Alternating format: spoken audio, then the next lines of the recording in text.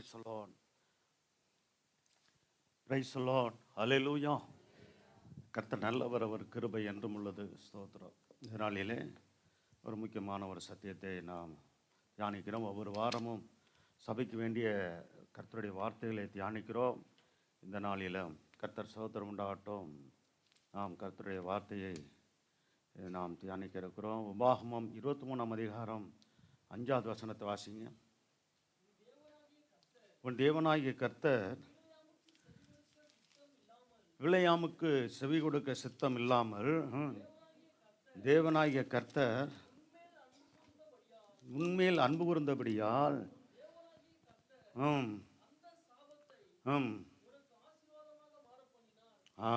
சோத்திரம். சரிங்களா? உன் தேவனாய கர்த்தர் நம்முடைய தேவனாய கர்த்தர் நம்மேல் அன்பு கூர்ந்தபடியால் நமக்கு வருகிற சாபத்தை ஆசீர்வாதமாக மாற பண்ணுகிறவர். ஹல்லேலூயா. சரி, எப்படி என்று நம்ம பார்க்கலாம். சோத்திரம்.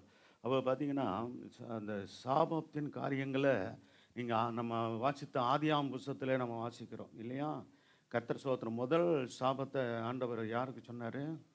ஆதியாகமம் 3ஆம் அதிகாரம் 14ஆம் வசனத்தை வாசிங்க. அப்பொழுது தேவனாகிய கர்த்தர் சர்ப்பத்தை பார்த்துன்னு சொல்கிறார். யார்? இப்போ சர்ப்பம் என்னது? பாம்பு இல்லையா? பாம்பை பார்த்த சொன்னார்ன்றது. ஆனால் அந்த அதிகாரத்தில் சாத்தானை பார்த்தான்னு சொல்கிறாரு. சாத்தான் பாம்பின்குள்ளே புகுந்து அந்த ஆதாம் ஏவாளை வஞ்சித்து நேரடியாக சாத்தான் தன்னுடைய ரூபத்தை வெளிப்படுத்தியிருந்தால் பயந்துருப்பாங்க. யார்? ஆதாம் ஏவாளும்.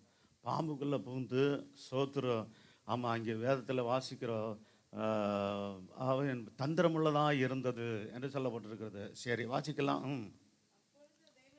கர்த்தர் சர்ப்பத்தை பார்த்து என்ன செய்தாப்புல? நமக்கு பார்க்குறோம். ஆதாம் ஏவாளையும் குறிப்பாக ஆண்டவர் சொல்லியிருந்தார், விளக்கப்பட்ட கனியே நீ புசிக்கக்கூடாது, புசிக்க நாளில் சாகவே சாவாய் என்று ஆண்டவர் ஆதாமுக்கு சொல்லியிருந்தார். ஆதாம் சொன்னது ஏவாளுக்கும் ஒரு மனைவிக்கும் இந்த ஆதாம் சொல்லிட்டார். தெரியும், 2 பேருக்குமே தெரியும். ஆனால் ஆதாம் இல்லாத வேலையில் ஏன்னா பண்படுத்தவும் முக்கியமாக சில வேலைகள்லாம் கொடுத்துருந்தார் இல்லையா?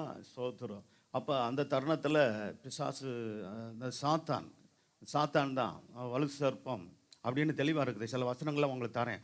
ஆனால் நீங்கள் 3ஆம் அதிகாரத்தில் வாசிங்கன்னா ஒரு இடத்துல சாத்தான்ற வார்த்தை இருக்காது. பார்த்தீங்களா?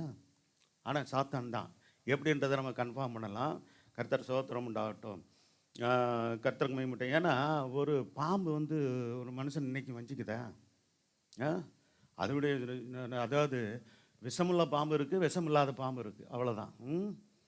சோத்திரம். இன்றைக்கி பார்த்திங்கன்னா சீனா தேசத்தில் பார்த்திங்கன்னா இந்த டிராகன் என்று சொல்லுகிற அந்த பாம்பை தான் என்ன பண்ணுறாங்க? தெய்வமாக வழிபடுகிற ஒரு கூட்டம் உண்டு. சோத்திரம். ஆமாம், சீனா தேசத்தில் இதே நம்ம டிராகனுடைய அது ஊர்வலம்லாம் அடிக்கடி நடக்கும் அங்கே. கர்த்தருக்கு மகிமை உண்டாகட்டும். சோத்திரம். ஆதியாகமம் 3ஆம் அதிகாரம் 14 ஃபுல்லாக வாசாச்சா?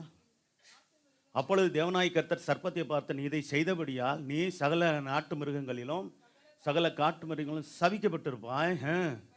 நீ உன் வயிற்றினால் நகர்ந்து நாளெல்லாம் மண்ணை தின்பாய். சோத்திரம் என்று சொன்னார். சோத்திரம். ஆகவே இதில் நம்ம கவனிக்கிற காரியம் என்னவென்றால், கர்த்தர் சோத்திரம் உண்டாகட்டும்.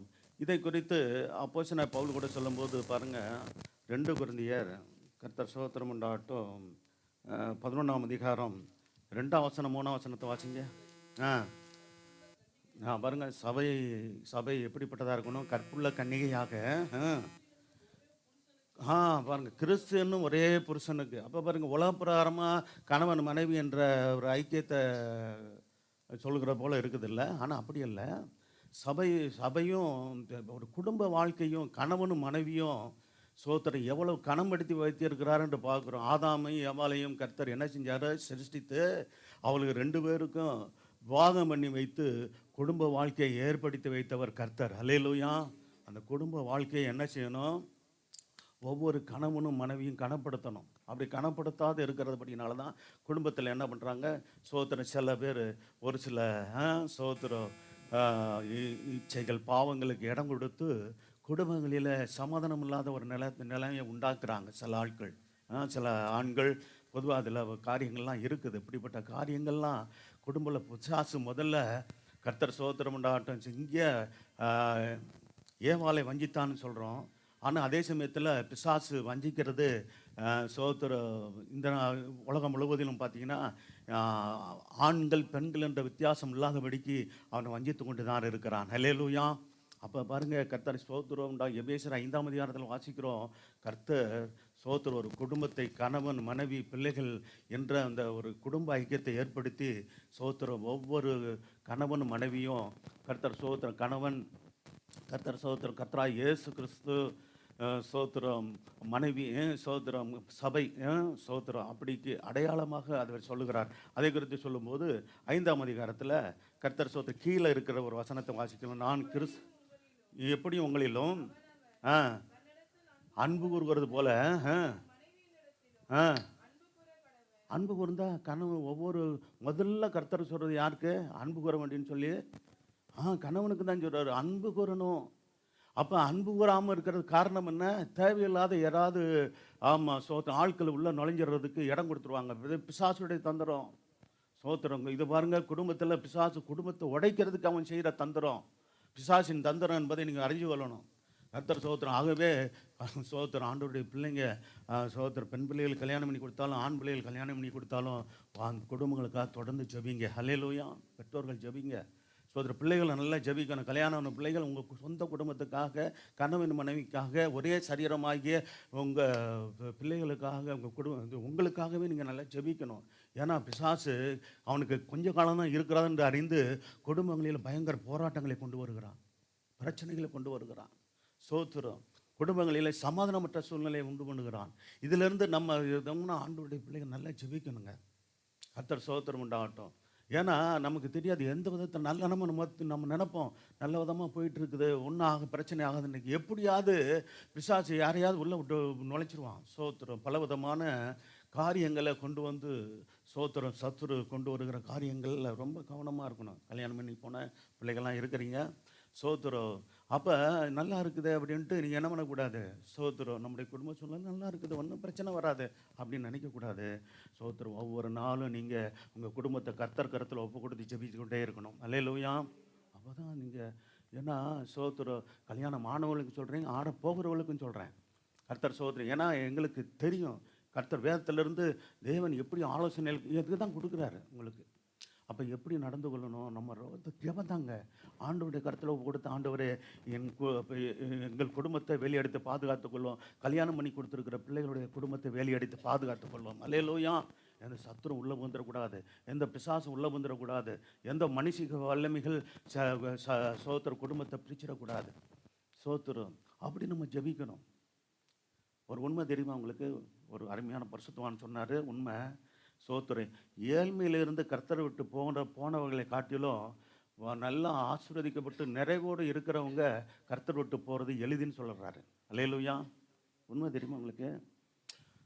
நடுத்தரமாக அன்றாடம் கர்த்தர் போஷித்து நடத்தி கொண்டு இருக்கிற குடும்பங்கள் கர்த்தர் விட்டு போகிறது ரொம்ப சோத்திர குறைவு. ஆனால் நல்ல ஒரு நேரத்தில் ஏழ்மையாக இருந்து கர்த்தர் படிப்படியாக ஒரு சிலரை ஆசீர்வதிப்பார், குடும்பத்தை ஆசீர்வதிப்பார். அப்போ என்ன உண்டாகும்னா சோத்திர ஒரு நிர்வசானம் வந்துடும்.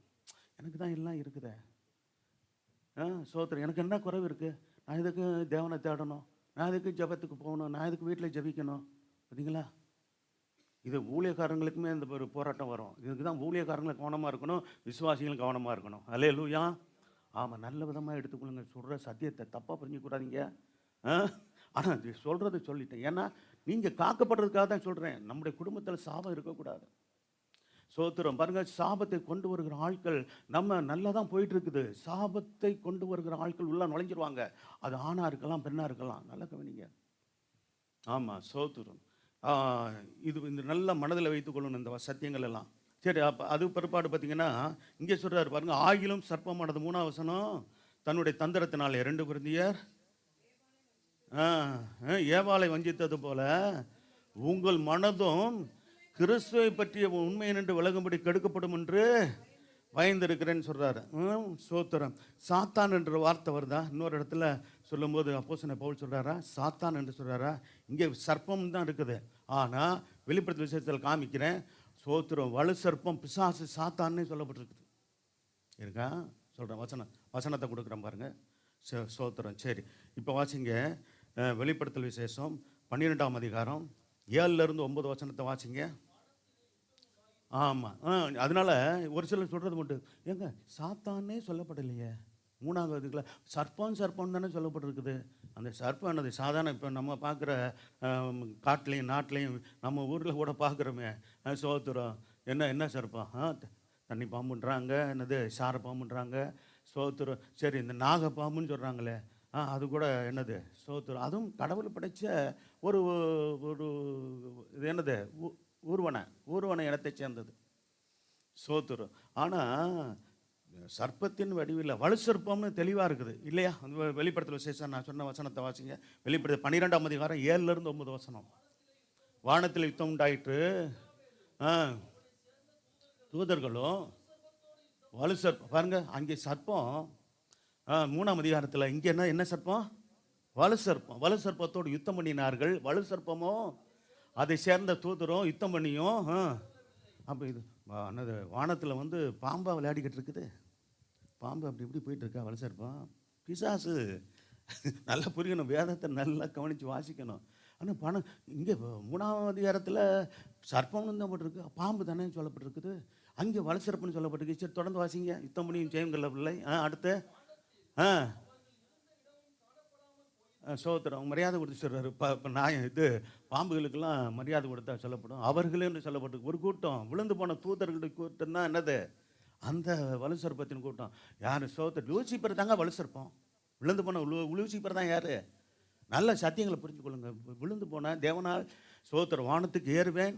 சோத்திரம் தேவனுடைய சிங்காசனம் மேலே இருக்குது, அதுக்கு கீழே தூதர்களுடைய கூட்டம் இருக்குது. அதோட நான் தேவனுடைய சிங்காசனத்துக்கு ஏறுவேன்னு சொல்கிறான். கர்த்தரோடு கூட சமமாக உட்காருவேன்னு சொல்கிறான். கர்த்தர் விடுவாரா? சோத்திரம். அப்போ பாருங்க, தேவனை படைச்ச சோத்திரம் அவன் சொல்லுபடி கேட்கக்கூடிய. பாருங்கள், மனுஷர்கள் கூட என்ன காரியத்தை கொடுத்துருக்காரு தெரியுமா? நல்ல கவனிங்க. மனுஷர்களுக்கும் தூதர்களுக்கும் என்ன வித்தியாசம்? அவர்கள் சோத்திரம் ஒரு ரோபோட்டு எப்படி வந்து சோத்திரம் மனுஷனால் இயக்கப்பட்டு அவன் சொல்கிறதெல்லாம் செய்தோ, அதே போல தான் தூதர்களையும் படைச்சிருக்கார் ஆண்டவர். ஆனால் நம்ம அப்படி படைக்கலை. யாரும் மனுஷரை படைச்சிருக்காரு அப்படியே. மனுஷர்கிட்ட சுயாதீன உரிமையை கொடுத்து படைச்சிருக்கிறார். நன்மை தீமை இன்னதுன்றதை அறிந்து என்ன செய்யலாம்? ஆமாம், நன்மையை தேர்ந்தெடுத்து கொள்ளலாம் அல்லது தீமையை தேர்ந்தெடுத்து கொள்ளலாம். அப்படின்ற ஒரு சுயாதீன அந்த ஒரு உரிமையை கொடுத்துருக்கிறார் கர்த்தர் எல்லா மனுஷனுக்கும், எல்லா கடத்துக்கும். அது மனுஷனை படைக்கும் போதே அப்படி கொடுத்துருக்கிறார்.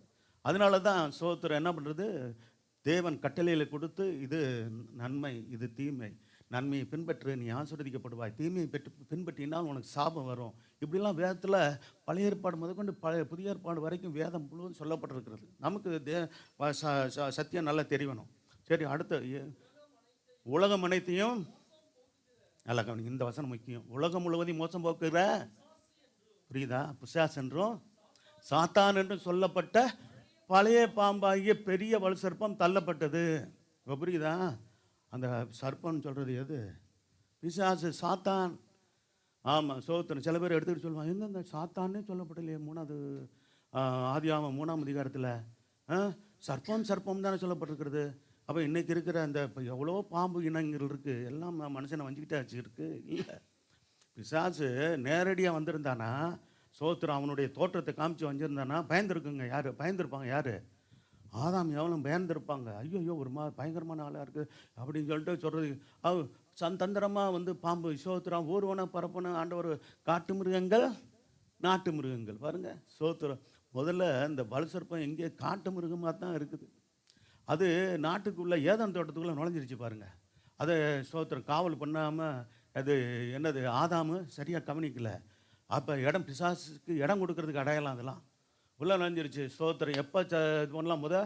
அவன் ஆதாம்கிட்ட நேரடியாக வந்திருந்தா ஆதாம் கூட யோசனை என்ன பண்ணியிருப்பாப்ல, எப்போ அப்படின்னு விரட்டி விட்டுருப்பாரு நான் நம்புகிறேன். அல்லேலூயா.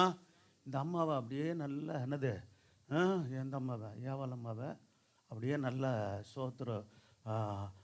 அதாவது என்னன்னு கேட்டால், ஆண்டவரை வார்த்தையை சந்தேகப்பட வைத்து இவன் சொல்கிற வார்த்தையை நம்ப வச்சு தந்திரமாக ஏமாற்றிட்டான். இன்றைக்கும் பிசாசுனுடைய காரியம் தந்திரமாக செயல்படுகிறது. அல்லேலூயா.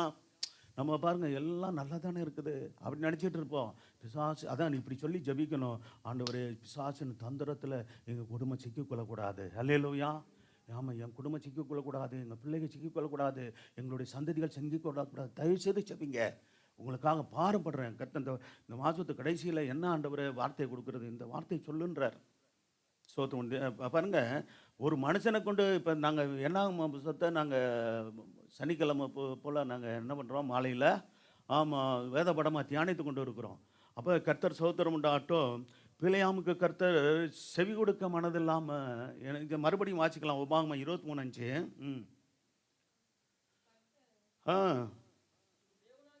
கர்த்தர் பிலேயாமுக்கு செவி கொடுக்க சித்தம் இல்லாமல் பிலேயாமுக்கு செவி கொடுக்க, பிலேயாமு என்ன செய்கிறான், பாலாக்கு என்ற மோவாபிய ராஜா பிலேயாம் என்ற ஒரு மெசொப்பொத்தாமியா தேசத்தை சேர்ந்தவன். அவன் பாருங்க, இஸ்ரவேலில் நிறைய தீர்க்கதரிசிகள் உண்டானதாக, ஊழியர்கள் உண்டானதாக நம்ம அறிஞ்சிருக்கிறோம். ஆனால் இவன் புறஜாதியிலிருந்து ஒரு தீர்க்கதரிசியாக ஒரு அந்த தீர்க்க தரிசன ஆவியுடையவனாக இருந்தான். நல்லா கவனிங்க, அப்படிப்பட்டவனாக இருந்தான். அப்படிப்பட்டவன் இஸ்ரவேல் ஜனங்களை சபிக்கும்படியாக மோவாபிய ராஜாவாகிய பாலாக்கு என்ன செய்கிறான், வரவழைச்சு உனக்கு என்ன வேணுமோ எல்லாம் செய்கிறேன், உன்னை பெரிய ஐஸ்வர்யன் ஆக்குறேன், பணக்காரன் ஆக்குறேன், எனக்கு நீ என்ன செய்யணும், இஸ்ரவேல் ஜனங்களை சபிக்கணும், நீ சபிச்சா அவங்க சபிக்கப்பட்டு போவாங்கன்னு நான் நம்புகிறேன்றான். கர்த்தர் ஸ்தோத்திரம் உண்டாகட்டும். அவன் கர்த்தர் பேசிட்டார், இங்கே பாரு என்னுடைய ஜனங்கள் ஆசீர்வதிக்கப்பட்டவர்கள், ஹல்லேலூயா, அவர்களை சபிக்காத அப்படின்றார். ஸ்தோத்திரம். அப்போ என்ன ஆண்டவர் செய்ய, சரி அடுத்து அவன் வந்து என்ன பண்ணுறான், மூணு தடவை முயற்சி பண்ணுகிறான். யார், பாலாக்கு பிலேயாமை கூப்பிட்டு 3 தடவை சபிக்க முடியாமல் பிரயாசம் பண்ணுறான். ஸ்தோத்திரம். ஆனால் கர்த்தர் இடம் கொடுக்கல. ஹல்லேலூயா. அது பாருங்க, நல்ல அது அப்படி சொல்லும்போது நீங்கள் சொல்லலாம், ஒரு சிலர் வந்து எங்களை வந்து அப்படி சபிச்சு பேசுகிறாங்களே, ஸ்தோத்திரம், அப்படியெல்லாம் சாபம் போடுறாங்களே, பயப்படாதீங்க. அல்லேலூயா. அந்த சாபம் பலிக்கவே பலிக்காது நமக்கு. அல்லேலூயா. ஆமாம், ஸ்தோத்திரம். அதை நல்லா புரிஞ்சுக்கொள்ளுங்க. அதே வேளையில் இப்போ வாசிங்க, ஆதியாகமம் 3ஆம் அதிகாரம் 14ஆம் வசனம் வாசிங்க. ஆமாம், ஸ்தோத்திரம். நம்ம தாத்தாவுக்கு சொன்னார், என்ன தாத்தா, நோவா தாத்தா மாதிரி இவர் ஆதாம் தாத்தாக்கிட்ட என்ன சொன்னார் ஆண்டவர்? சரி வாசிக்கலாம்.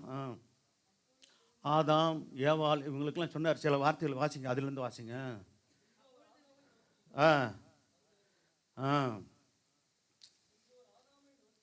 சரி, அதை கொஞ்சம் விளக்கமாக பார்க்க. நம்ம வாசித்த வேத பகுதியை தான் கர்த்தர் ஸ்தோத்திரம்ன்ற முதல்ல எதை சபிச்சார், ஆமாம், சாத்தானை சபிச்சார். சர்ப்பம்னு சொல்லப்படுகிற சாத்தானை. அடுத்து 15ஆம் வசனத்தில் ஊடால பாருங்க, சம்பந்தமில்லாத ஒரு வார்த்தை வருது. என்ன வருது? வாக்கு தத்தம், தேவனுடைய வாக்கு தத்தம்.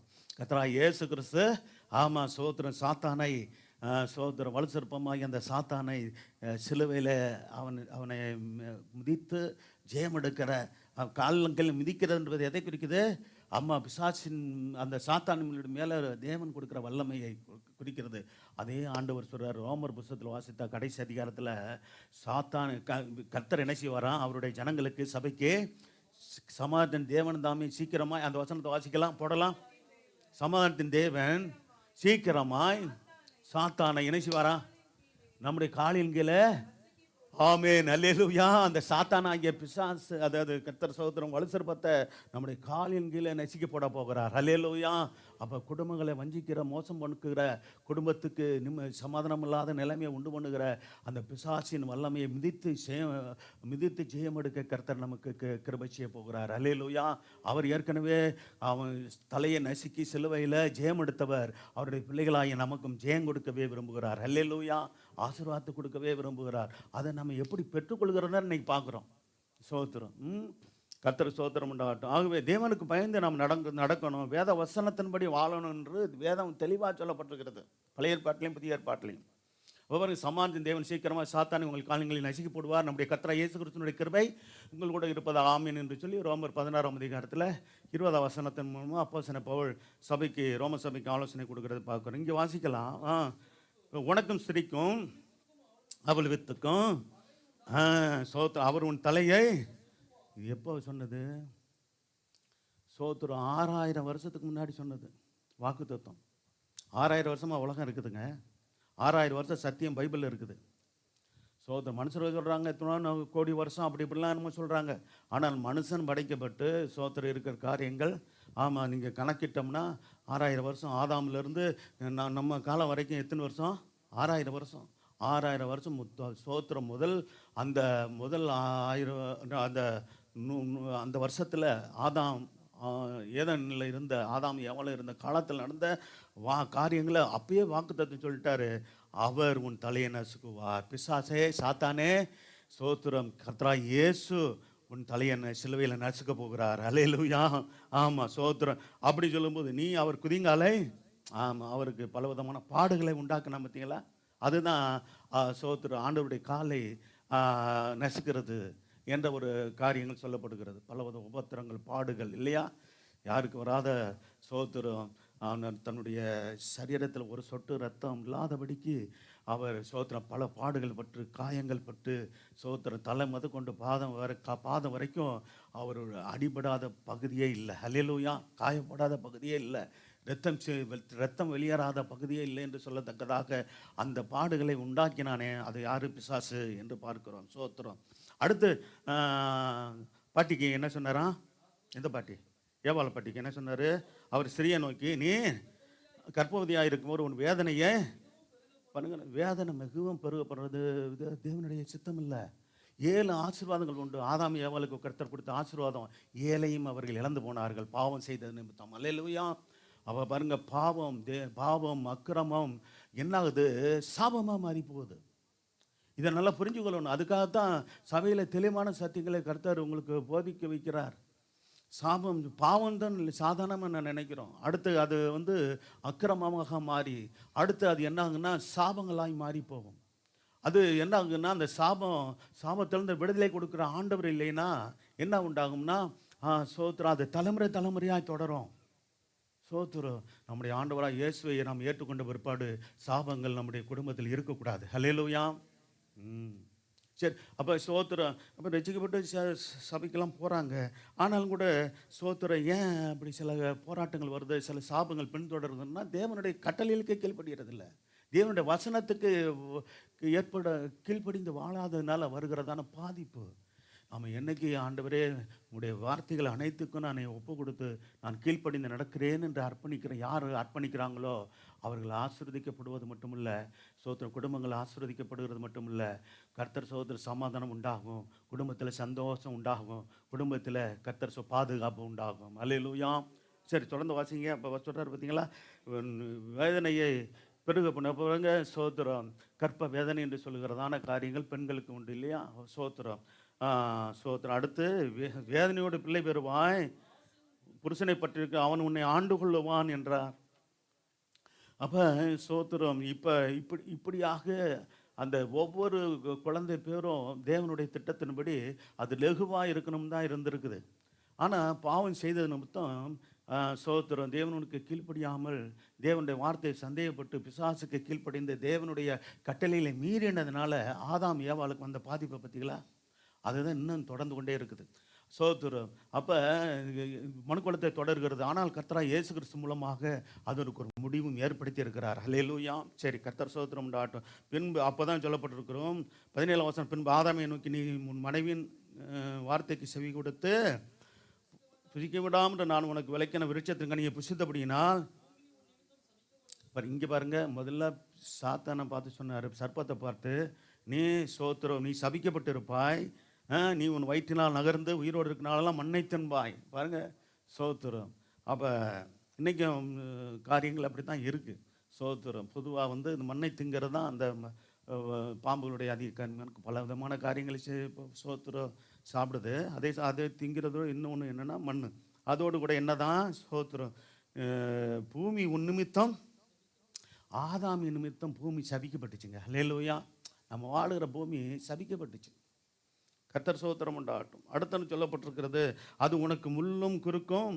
அப்போ சபிக்கப்பட்டிருக்கோம். நீ உயிரோடு இருக்கிறனாலலாம் வருத்தத்தோட, ஆமாம், வருத்தத்தோட இன்னைக்கு தானே உலகம் மனுஷனும் சாப்பிட வர மாதிரி கஷ்டமான ஒரு சூழ்நிலை உருவாகிருக்குது. இப்படிலாம் ஏற்படணுன்றது தேவனுடைய திட்டத்தில் இல்லை, அனாதி திட்டத்தில் இல்லை. சோத்திரம். ஏற்கனவே நம்ம தியானிச்சிருக்கிறோம். ஆண்டவர் அவனுக்கு கொடுத்த ஆசீர்வாதங்கள் 7. ஸ்தோத்திரம் ஆசீர்வாதங்களை இழந்து போனான்றதை நம்ம ஸ்தோத்திரம் அந்த சபையில் இருக்கும்போது தியானிச்சிருக்கிறோம். யார் யாருக்கு ஞாபகம் இருக்குது? ம் போன வாரம் சொன்ன செய்தியே எங்களுக்கு ஞாபகம் இருக்காது. அங்கே இருக்கும்போது சொன்ன செய்தியாக ஞாபகம் இருக்க போகுது. அப்படியா? சகோதரி புதுசாக பார்க்குறேனே, எங்கேருந்து வந்திருக்கீங்க? ஸ்தோத்திரம். யார் நீங்கள் கூப்பிட்டு வந்தீங்களா? யார் கூட வந்திருக்கீங்க சிஸ்டர்? சரி, பயப்படாதீங்க. உங்களை விசாரிக்கிறேன், உங்களுக்காக ஜெபிக்க தான்.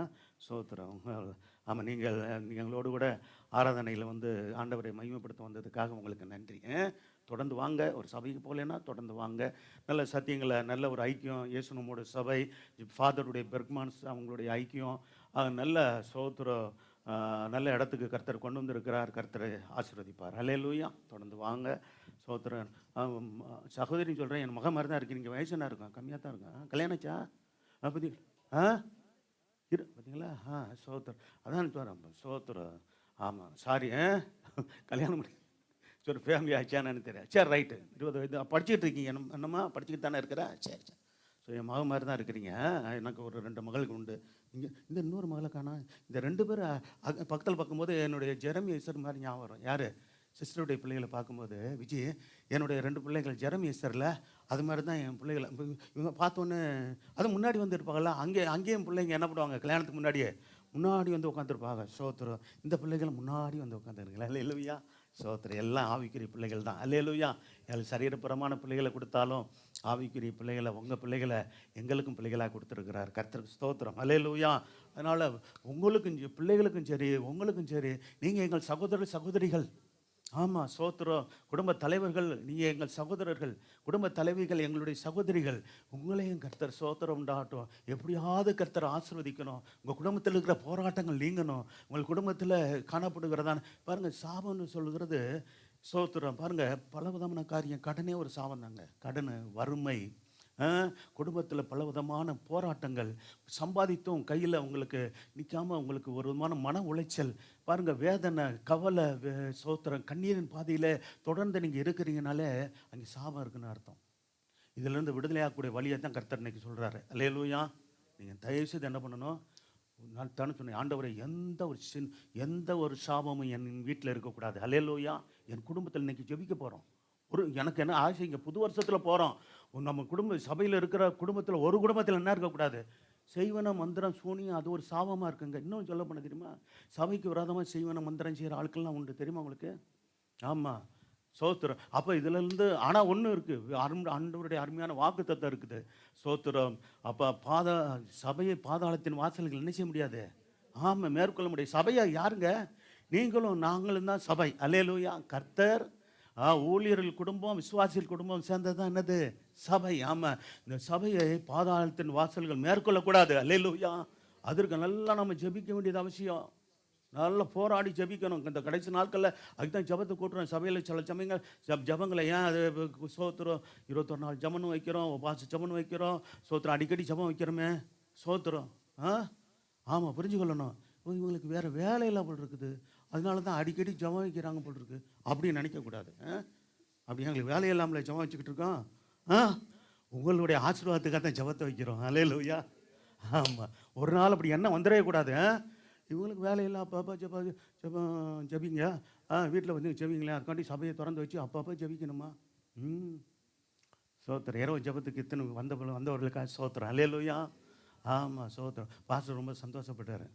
நம்ம ஆவிக்குரிய தகப்பன், சபையினுடைய மூத்த நம்மளோட முன்னோடி தலைமை சபை பாஸ்டர். நாங்கள் போகும்போது சோத்திரம் பண்ணி, பாஸ்டர் நான் கிளம்புறோம் அப்படின்ட்டு நான் போகும்போது கேட்டார், எத்தனை பேர் சபையிலேருந்து வந்தீங்க அப்படின்னு சொன்னேன். ஏன்னா புயல் காத்த மலைன்னு ஒரு சில குடும்பங்கள் ஒரு சில சபையில் வரல. நான் யாருன்னு சொல்ல வரல. சோத்திரம். அதனால தான் இருக்கும்னு நினைக்கிறேன்.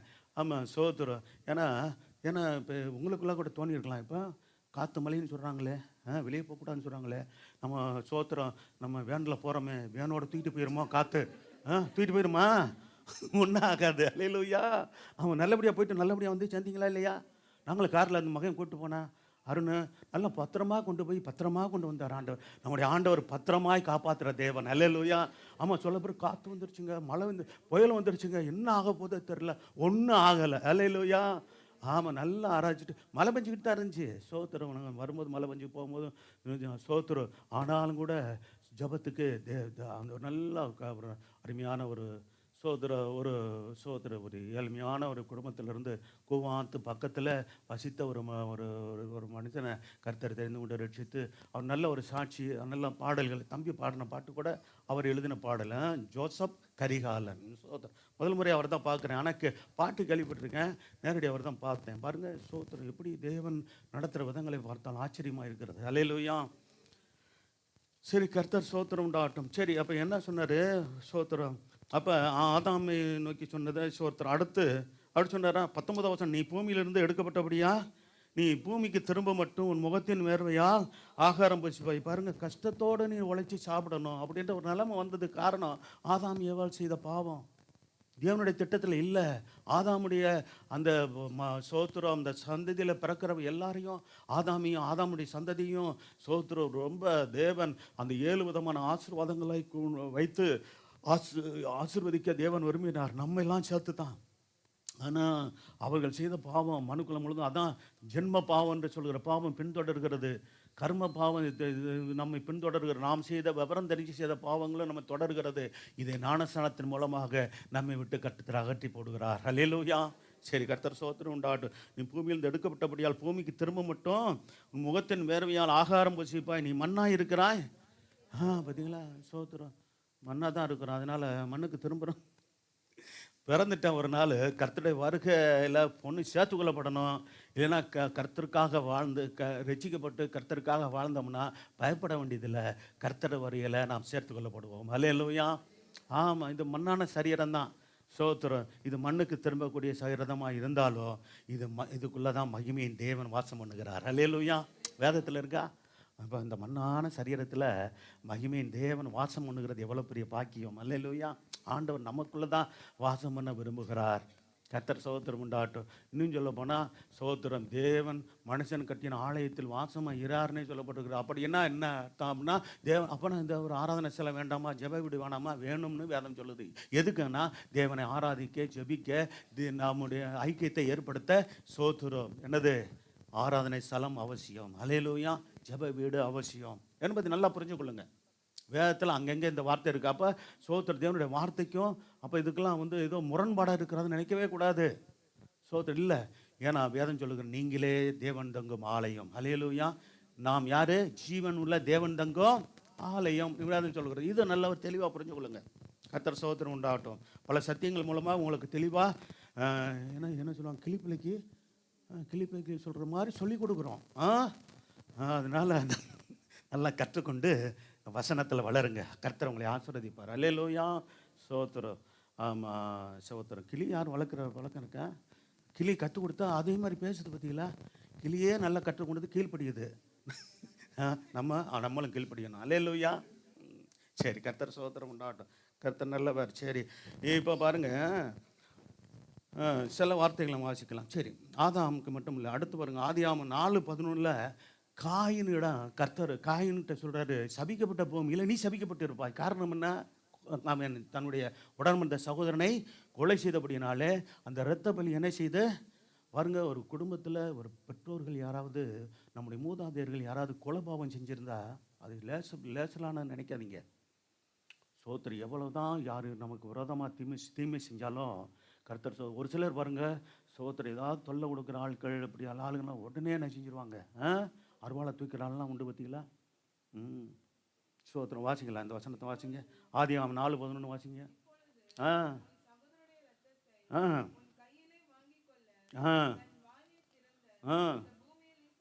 ஆமாம், ஒன்று சகோதரனை கொலை செஞ்சு ரத்தம் சிந்தலடா.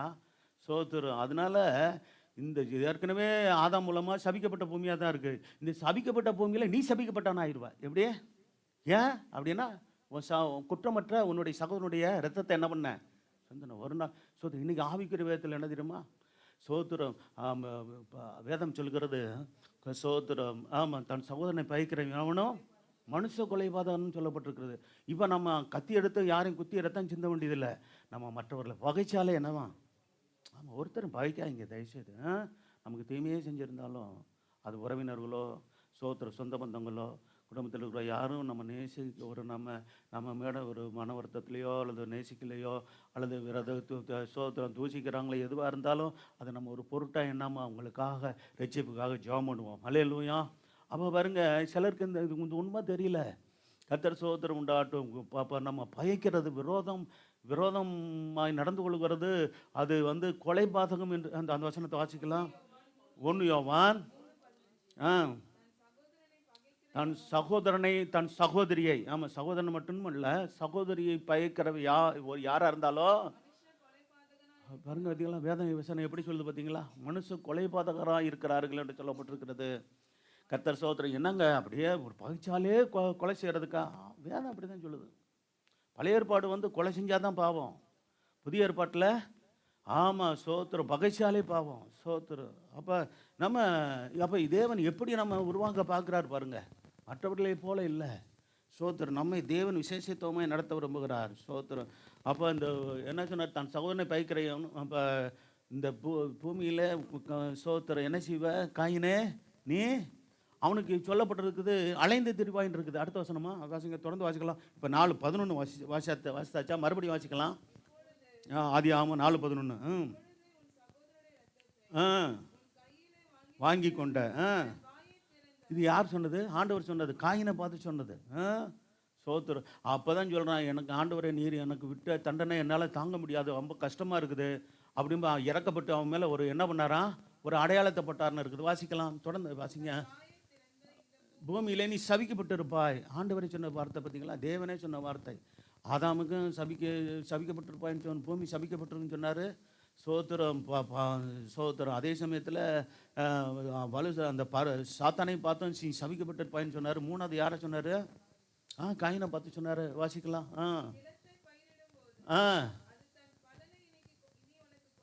எப்போ இது வரைக்கும் பழம் கொடுத்துச்சு, இனிமேல் கூடாதுன்னு சொல்கிறாரு. பார்த்தீங்களா? அவன் பயிரிடுறவன், அவன் ஒரு விவசாயி. யார்? காயின். சோத்திரம். அவன் தம்பி என்ன? அவன் என்ன? தம்பியுடைய காரியம் என்ன? ஆடு மேய்க்கிறது. சோத்திரம். சரி வாசிங்க. இனி உனக்கு கூடாது, பூமியில் நீ நிலையற்று என்றாய். சரி அடுத்த வசனத்தை வாசிங்களேன். ஓகே. பார்த்தீங்களா? பயங்கரமான தண்டனையாக இருக்கு ஆண்டவரே. ஆமாம், பயங்கரமான வேலையை செஞ்சுவிட்டு அப்புறம் பயங்கரமான தண்டனை வராமல் என்ன பண்ணும்? கொலை சோத்து ஃபஸ்ட்டு கொலைக்காரன் யார்? ஆமாம் சோத்திரம். இன்றைக்கி சர்வசாரணம் பார்த்தீங்கன்னா ஆமாம் சோத்திரம். கொலை நடக்கிறது நகைக்காக பணத்துக்காகலாம் பயங்கர கொலை. சமீபத்தில் தமிழ்நாட்டில் ஒரு இடத்துல சோத்திரம் அம்மா அப்பா மகனை ஐடியில் வேலை செய்கிறவனா அவன் பாருங்கள் சாகிறதுக்குன்னு இங்கே வந்தானு தெரில. சோத்திரம். இங்கே வந்திருக்கிறப்பல வந்த நேரத்தில் சோத்திரம் அது பல விதமான காரியங்கள் சொல்கிறாங்க.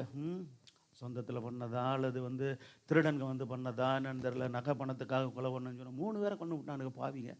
சோத்திரம். அப்படிலாம் கொலைகாரன்கள் இருக்கிறார்கள். ஹல்லேலூயா.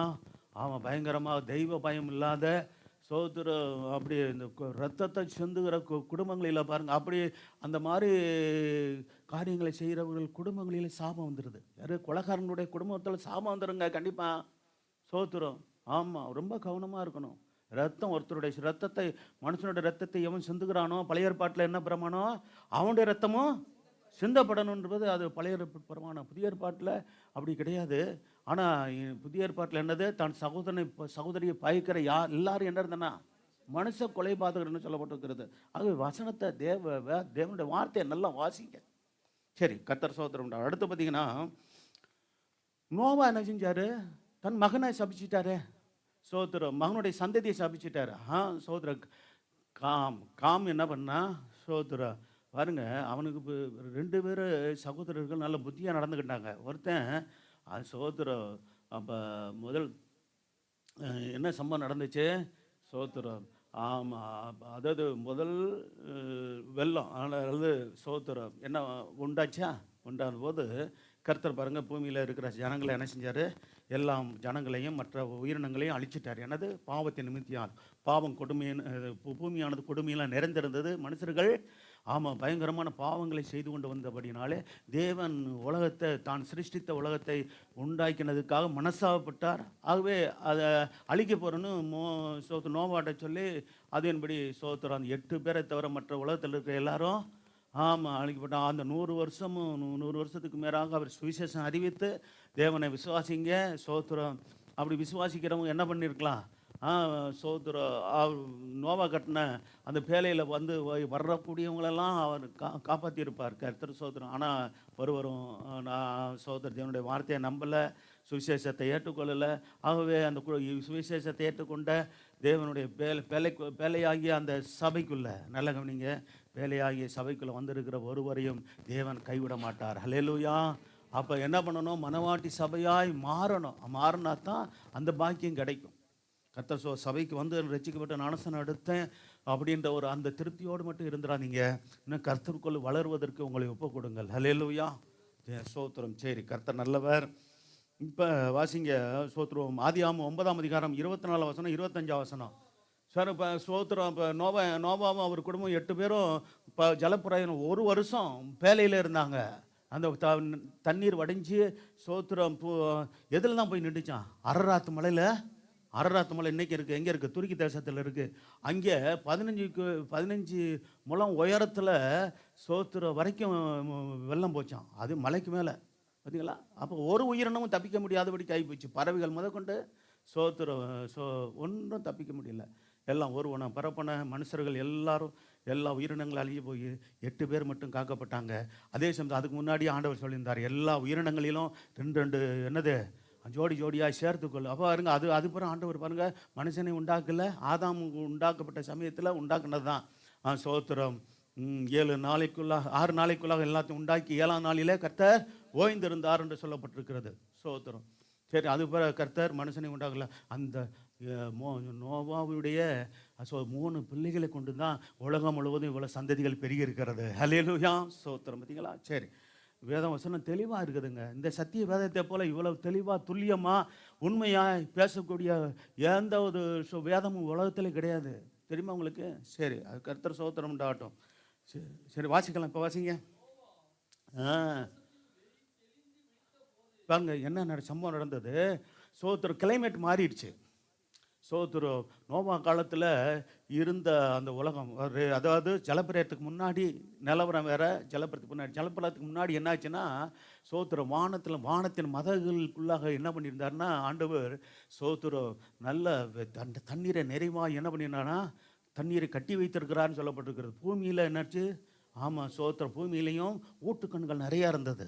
மேலே மதகுகளை வச்சுருந்தார். இது ரெண்டையும் என்ன பண்ணிட்டார்? ஓப்பன் பண்ணிட்டார். மழை மட்டும் இல்லாமல் அடுத்து என்ன 2 உண்டாகி ஓப்பன் பண்ணி விட்டார். ஆண்டவர் திறந்து விட்டார். வானத்தின் மதுகளையும் பூமியின் ஊற்றுக்கலைகளையும் திறந்ததுனால அவ்வளவு ஜலம் அல்லது வெள்ளம் பெருக்கெடுத்து ஸ்தோத்திரம் அவ்வளவு வந்துடுச்சு. அது பிறகு பாருங்கள் மேலே உள்ள தண்ணீர் போயிடுச்சா. இப்போ என்னது வெயில் அடிச்சிச்சு பாருங்கள். அது எப்படி நேரடியாக பூமியை தாக்குது பார்த்தீங்களா? ஸ்தோத்திரம். அப்போ ஜலப்பிரயத்துக்கு முன்னாடி அப்படி இல்லை. நல்ல கிளைமேட்டு. ஸ்தோத்திரம். இப்போ வெயில் காலத்தில் தாங்க முடியுதா? எவ்வளோ வெயில் இருக்குது, கொடுமை இருக்குது பார்த்தீங்களா? காரணம் என்ன? ஸ்தோத்திரம். அந்த நோவாவுக்கு காலத்தில் வாழ்ந்த அந்த ஜனங்களுடைய பாவங்கள் ஆண்டவர் அந்த காரியத்தை செய்வதற்கு காரணமாயிற்று. ஹல்லேலூயா. சரி, அது பிறகு பார்த்தீங்கன்னா நிலம் இது அதிகமான சூடானதுனால எப்போதும் வழக்கமாக அவர் திராட்சை ரசம் குடிக்கிறவர் தான். அப்போ என்ன ஆச்சுன்னா அந்த திராட்சை ரசம் வெயிலுடைய தாக்கத்தின் அதிக நிமித்தமாக அது புளிச்சு போய் போதை உண்டாக்கிருச்சு. அர்த்தம் அதுதான், உண்மையான அர்த்தம் அதுதான். அதுக்கு முன்னாடி அவர் திராட்சை ரசம் குடித்தவர் தான். அது அவர் போதை கொடுக்கல. அது சாதாரணமாக திராட்சை ரசம், அது பழரசம்னு சொல்லுவாங்களே, அது பழரசத்தை குடிச்சிருக்கிறாரு. இப்போயும் குடித்தார், வழக்கம் போல் குடித்தார். இப்போ என்ன ஆகிடுச்சு? அது புளிச்சு போய் போதை ஆகி போச்சு. இதுக்கு விளக்கம் அதுதான், சரியான அர்த்தம் அதுதான். அப்போ என்னாச்சு? போதையில் படுத்தது போதைக்காக குடிக்கல அவர். வழக்கமாக அந்த நாட்களில் எல்லாரும் ஸ்தோத்திரம் அந்த நாட்களில் திராட்சை ரசம் பயிரிட்டு திராட்சை குடிக்கிறது நல்லது. நம்ம கூட இந்த திராட்சை பழங்கள் வாங்கி ஜூஸ் போட்டு குடித்தா நல்லதா? நல்லது. ரத்தத்தை சுத்திகரிக்கும், உடம்புக்கு நல்லது. டாக்டர் கூட சொல்லுவாங்க பார்த்தீங்கன்னா பழங்கள் சாப்பிடுங்கன்னு சொல்கிறாங்களா? அப்போ ஸ்தோத்திரம். திராட்சை அந்த சோத்திரம் குறிப்பாக இந்த கருப்பு திராட்சை பயிரிடுறது இன்றைக்கி உண்டு. சோத்திர உலகத்தில் பல தேசங்களில் பயிரிடுறாங்க. அது நல்ல காரியங்களுக்காக பணம் பயன்படுத்துகிறாங்க. ஒயின் இது மாதிரி காரியங்கள் பயன்படுத்துகிறாங்க. சோத்திரம் ஜூஸ் சாப்பிட்றதுக்காகவும் அதை பயன்படுத்தி அதை சோத்திரம் தயாரிக்கிறாங்கன்னு பார்க்குறோம். அப்படி தான் அந்த சம்பவம் நடந்தது. சரியா? அப்போ வஸ்திரம் விலையை படுத்திருக்கும் போது சோத்திரம் காம் தான் என்ன பண்ணுறான்? அவங்க ஒரு ஒரு மகன் பேர் என்னது? 3 பேரில் சேம், காம், யாபேத் 3 ஆண் பிள்ளைங்க. பெண் பிள்ளைங்க அவருக்கு இல்லை இல்லையா நோவாவுக்கு. அப்போ அவங்க பிள்ளைங்க, அவங்க மனைவிமார்கள் சோத்திரம். நோவாவும் அவர் மனைவி, அப்புறம் சோத்திரம், மொத்தம் 8 பேர் தான் அப்போ இருந்தாங்க. பேர பிள்ளைங்கள் பிறக்கல. யாருக்கு? நோவாவுக்கு பிறக்கல அந்த டயத்தில். சோத்திரம். அப்போ அதுக்கு பிற்பாடு நீங்கள் பார்த்தீங்கன்னா நோவாவுடைய மகனாகிய காம் போய் என்ன பண்ணான்னா, அது அந்த சம்பவத்தெல்லாம் சொன்னால் நேரம் பிடிக்க நமக்கு நேரம் போகாது, நேரம் பத்தாது. கர்த்தர் சோத்திரம். என்ன ஆயிடுச்சு? கர்த்தர் சோத்திரம் உண்டாகட்டும். அந்த திராட்சை ரசத்தினுடைய அந்த புளிப்புத்தன்மையினால் அவங்க போதையாகி போய் சோத்திரம் வசன விலையை படுத்திருக்கும் போது இவன் வந்து என்ன பண்ணா பார்த்துவிட்டு, சரி மூடிட்டா கூட வசன விலையை படுத்திருக்காரு அப்பா சோத்திரம், எப்போதும் நல்லா படுக்கிறவர் தானே, இன்றைக்கி ஏதோ அப்படி கொஞ்சம் சோத்திரம் ஒரு மாதிரி படுத்துருக்கிறாரு அப்படின்னு சொல்லிட்டு அப்படியே கடக்கடன்னு விட்டுட்டு போயிட்டான். எப்படி பற்றி பார்த்தீங்களா? ஸோ இது எதுக்கு அடையாளம் தெரியுமா? சோதரர் நமக்கு மூத்தவங்கள்ட்ட சில குறை இருந்துச்சுன்னா, உங்கள் குடும்பத்தில் பிள்ளைங்க இருக்கிறீங்க, அப்பா அம்மாவுடைய குறைகளை போய் வெளியே போய் சொல்லிக்கிட்டு தெரியக்கூடாது. அல்லேலூயா. ஆவிக்குரிய தகப்பனா இங்கே ஊழியக்காருடைய சில குறைகளை பார்த்தாலும் வெளியே போய் சொல்லாதீங்க. இப்படிலாம் சத்தியம் இருக்கா? சோதரர் நாங்களும் மனுஷர் தானே. சோதரர் அங்கேயே போய் டம்முன்னு அடிச்சுக்கிட்டு கூடாது. எனது அப்பா அம்மா குறித்தும் ஆமாம் ஊழியர்களை குறித்தும் அதெல்லாம் நமக்கு வேலை இல்லை. ஆமாம் சோத்திரம். சரியா? சரி. கர்த்தர் சோத்திரம் உண்டாகட்டும். கர்த்தர் நல்லவர். ஆகவே என்ன குறை இருக்க போது? நம்ம தேவனுக்கு பயந்து நடக்கிறோம். அப்போ சோத்திரம். அப்போ என்ன பண்ணுறது? அப்போ உங்களுக்கு சில காரியங்கள் ஆராதனையிலோ ஜபத்திலேயோ மற்ற காரியங்களிலோ மற்றவங்களாம் கொஞ்சம் இப்படிலாம் அப்படிலாம் இருக்காங்களே, அது மாதிரி இல்லை இவர். அவர் வேற, அவர் அப்படி தான் இருப்பார், இவர் இப்படி தான் இருப்பார். அல்லேலூயா. எல்லாரையும் ஒரே மாதிரியாக நடத்துவார். மோசே வேற, யோசுவா வேறு. யோசுவா கொடுத்த ஊழியம் வேறு, மோசே கொடுத்த ஊழியம் வேறு. அவங்களுக்கு கொடுத்த அழைப்பில் அவங்கவுங்க அதை செய்வாங்க. அல்லேலூயா. அதனால் எப்போதுமே மற்றவர்களோடு கம்பேர் பண்ணக்கூடாது. அல்லேலூயா. அது மாதிரி பெற்றோர்கள், மற்ற சில பெற்றோர்கள் வந்து கொஞ்சம் உங்கள் பார்வைக்கு ரொம்ப அருமையாக அப்பா அம்மா எல்லாம் அருமையாக, அவங்கள மாதிரி நீ இல்லையாம்மா, அவங்கள போல் அப்பா நீ இல்லையாப்பா அப்படிலாம் சொல்லக்கூடாது. வாயிலே கர்த்தர் அடிச்சிடுவார். அல்லேலூயா. ஆமாம், நான் அடிக்கிறேன்னு இல்லையா அடிச்சுட்டு போகிறேன் அப்படி. ஆமாம், ஆண்டு பிள்ளை பெத்த தாய் தாப்புன்னு. ஆமாம், ஆண்டவருக்கு அடுத்து நீங்கள் கணம் பண்ணணும். அல்லேலூயா. ஆமாம் சோத்திரம். ஆமாம், அவங்க எப்படி பார்க்குறாங்க அவங்க பிள்ளைய, என்ன மாதிரி கேட்குறதெல்லாம் கொடுக்குறாங்க. ஆமாம், கேட்குறதெல்லாம் கொடுத்து கடைசியில் ஆமாம் என்னது, ஆமாம் சோத்திரம் பிள்ளைக்கு அது வாடி இஷ்டமாக போய் ஒன்றும் ரொம்ப பாதிக்கப்பட்டு போயிடும். உங்களுக்கு தெரியும் எதை கொடுக்கணும் எதை கொடுக்கக்கூடாதுன்னு. யார்? ஆவிக்குரிய தகப்பன் தாய்க்கு தெரியும். அல்லேலூயா. ஆமாம், நல்ல அப்பா அம்மா கொடுத்துருக்குறான்ற நம்பிக்கை இருக்கா அவங்களுக்கு? கையில் உயர்த்தி பிள்ளைங்க கைகளை உயர்த்தி அல்லையிலே சொல்லுங்க பார்ப்போம். ஆமாம் சோத்திரம். மனசில் என்ன கூடாது, எங்கள் அப்பா சரியில்லை எங்கள் அம்மா சரியில்லைன்னு சொல்லிட்டீங்கனாலே ஆமாம் நீங்கள் சரியில்லைன்னு அர்த்தம். அப்பா அம்மா நல்லா இருக்கிறாங்க, நீங்கள் சரியில்லைன்னு அர்த்தம். சரி. ஆமாம், நான் விட்டு கொடுக்க மாட்டேன் அப்பா ஸ்தானத்தில். ஆமாம், சகோதரர்களை விட்டு கொடுங்க அம்மா ஸ்தானத்தில். ஆமாம், சகோதரிகளை நாங்கள் விட்டு கொடுக்க மாட்டோம். ஏன்னா விட்டு கொடுக்க மாட்டோம்ல, எங்கள் நிலைக்கு இங்கே வந்தால் தான் உங்களுக்கு தெரியும் அந்த நிலைமை. எங்கள் நிலைக்கு நீங்கள் வருவீங்களா, வரமாட்டீங்களா? ஆமாம் சோத்திரம். நாங்கள் ஆண்டவர் வருகை தாமதிக்குமானா பார்ப்போம்ல, எல்லா பிள்ளைகளுக்கும் ஆவிக்குரிய பிள்ளைகள் கல்யாணம் பண்ணு. ஆமாம், உங்கள் அப்பா அம்மாலாம் கல்யாணம் பண்ணிக்கும், நாங்களாம் நின்று உங்களுக்கு நல்லா சந்தோஷமாக வாழ்த்தி ஆசீர்வதிப்போம்ல. அது மட்டும் இல்லாமல் பிள்ளைகள் சபையில் நீங்களும் பிறக்கிறீங்க. ஆமாம், உங்கள் பிள்ளைகளும் பேர பிள்ளைகளும் சபையில் பிறக்கிறாங்க. வேதத்தில் இருக்கா இன்னான் பிறந்தான் என்பதை கருத்து என்ன பண்ணிப்பான்? சபையில், இந்த சபையில் இத்தனை பிள்ளைங்க பேர பிள்ளைங்கள்லாம் பிறந்திருக்கு, இத்தனை பிள்ளைங்க பிறந்ததுன்ட்டுலாம் கணக்கு வச்சு பாரு ஆண்டவர். பார்த்தீங்களா? நீங்கள் கணக்கு வைக்கிறீங்களா இல்லையோ? ஆமாம், ஒரு சிலருக்கு பிறந்த நாளுன்னு கணக்கு தெரியாது. எங்கள் வீட்டு அம்மாவுக்கு தான் அதுக்காக சோத்திரம் பண்ணுறேன். அல்லேலூயா. என் பிள்ளைங்க பிறந்த நாள் எனக்கு நானே என் பிறந்த நாளை நான் நினைக்கிறதில்ல. எங்கள் பிள்ளைகளுடைய பிறந்த நாள் கரெக்டாக வச்சுருப்பாங்க. சோத்திரம் வச்சு அப்போ நைட்டு 12 மணிக்கு என் பிள்ளைகளுக்கு ஜாம் பண்ணி பேர பிள்ளைகளுக்கெல்லாம் ஜாம் பண்ணிவிட்டு அப்புறம் காலையில் சொல்லுவாங்க, நம்ம இது நமக்கு பெற்றோக்கு பிறந்த நாள் கல்யாண நாள் முத கொண்டு சொல்லுவாங்க. சோத்திரம். பேர பிள்ளைக்கு இந்த பிள்ளைக்கு பிறந்த நாள் எனக்கெல்லாம் தெரியாது. அல்லேலூயா. பார்த்தீங்களா எவ்வளோ ஞாபக சக்தியாக இருக்கான். கர்த்தர் கொடுத்த ஞாபக சக்திக்கா சோத்திரம். அல்லேலூயா. சரி விஷயத்துக்கு பார்ப்போம் வருவோம். இப்போ ஆதியாகமம் 9ஆம் அதிகாரம் 24, 25 வாசிட்டிங்களா? வெறி தெளிந்து விழித்த போது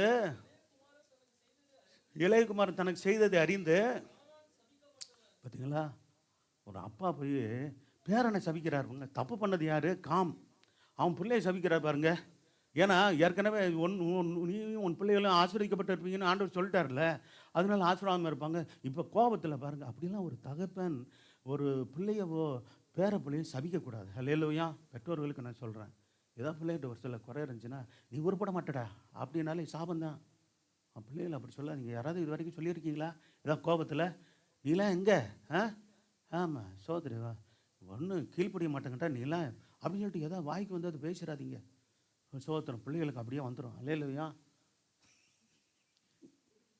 ஆமாம் சோத்திரம் அப்படி செய்யக்கூடாது. அல்லேலூயா. ஆமாம் சில தாய் தப்பம் நான் பார்த்துருக்குறேன். உலகத்தார் அப்படி பேசுகிறாங்க, பிள்ளைகளை திட்டுறாங்க. ஆ சோத்திரம் ஒரு சிலர் கோபத்தில் நான் சொல்கிறேன் பார்த்தேன், நீ கழிச்சலில் போவ எது அப்படின்னு திட்டுதா பேதியில் போவேன்னு அர்த்தம். பிள்ளைகளை திட்டுறது. ஏய் ஆமாம் நீ சில பிள்ளைகள் கீழ்ப்படியாமல் தான் இருக்குங்க, சேட்டெல்லாம் பண்ணுங்க. உடனே அப்படியே சொல்கிறது. பிள்ளைகளே பேர பிள்ளைகளை என்ன சொல்லக்கூடாது, நீ உருப்பட மாட்ட, நீ வழங்க மாட்ட, சோத்திரம் அப்படி ஆயிடுவா இப்படி ஆயிடுவ. ஒரு தாய் தப்பன் சோத்திரம் இனிமே ஆண்டவரே நாவுக்கு வாய்க்கு காவல் வைங்கப்பான்னு கேளுங்க. இல்லையா சோமனுக்கு பெற்றோர்கள் என்ன பண்ணுங்க, பிள்ளைகளை தயவுசெய்து இது வரைக்கும் அப்படி ஏதாவது நீ சொல்லியிருந்தா சோத்திரம். ஏன்னா பிள்ளைகளுக்கு நீங்களே சாபம் விடுறீங்க. முதல்ல பிள்ளைகளுக்கு சொன்னேன், இப்போ அப்பா அம்மாவுக்கு சொல்கிறேன். அல்லேலூயா. உண்மை தானே? நல்ல ஒரு தீர்மானம் எடுங்க. பிள்ளைகளை என்ன பண்ணாதீங்க, சேட்டை பண்ணுங்க தான், சுட்டி பண்ணுங்க தான். சோத்திரம் சில சமயம் கீழ்ப்படியாமல் ஒரு சில அடம் பிடிக்கும் தான். என்ன செய்யணும்? இந்த பேத்தி பார்க்குது என்னது சோத்திரம் அண்ணா. ஆமாம் அதுக்காண்டி சொன்னதுக்காண்டி இப்படி இப்போ சேட்டை பண்ணக்கூடாது. சோத்திரம். ஆனால் என்ன பண்ணணும் நம்ம சோத்திரம் பிள்ளைகளை இது பண்ணி அப்படி செய்யாது இப்படி செய்ய புத்தி மதி சொல்லுங்கள், அதட்டுங்க, கண்டிங்க. சோத்திரம் ரொம்ப சட்டை பண்ணால் ஒரு தட்டு தட்டுங்க, ரொம்ப அடிச்சிடாதீங்க. சோத்திரம் நாங்கள் அப்படி தான் நம்ம பண்ணுறோம். அப்போ சோத்திரம்.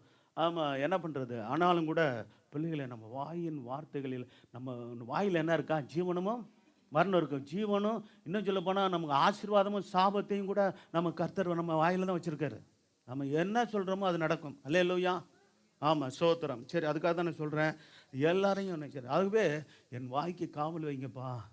நலம் என் பாருங்க. அப்போ சில சமயம் தாவீதுடைய அனுபவத்தை போல இருக்கணும். நலமானதை ஒன்று பேசாமல் அமைந்து அப்படியே நம்ம அமைதியாக இருக்க கற்றுக்கொள்ளணும். ஒரு சஞ்சலமான சூழ்நிலையில் சோத்திர மனம் பேதிக்கிற சமயம், அதாவது சஞ்சலப்படுகிற சமயத்தில் நம்ம சஞ்சலப்பட்டு பேசுகிறாதபடிக்கு கவனமாக நம்ம இருப்பது அவசியம். சோத்திரம். சரி 25 வசனம் கூட வாசிச்சா, கானான் சபிக்கப்பட்டவன் பார்த்தீங்களா.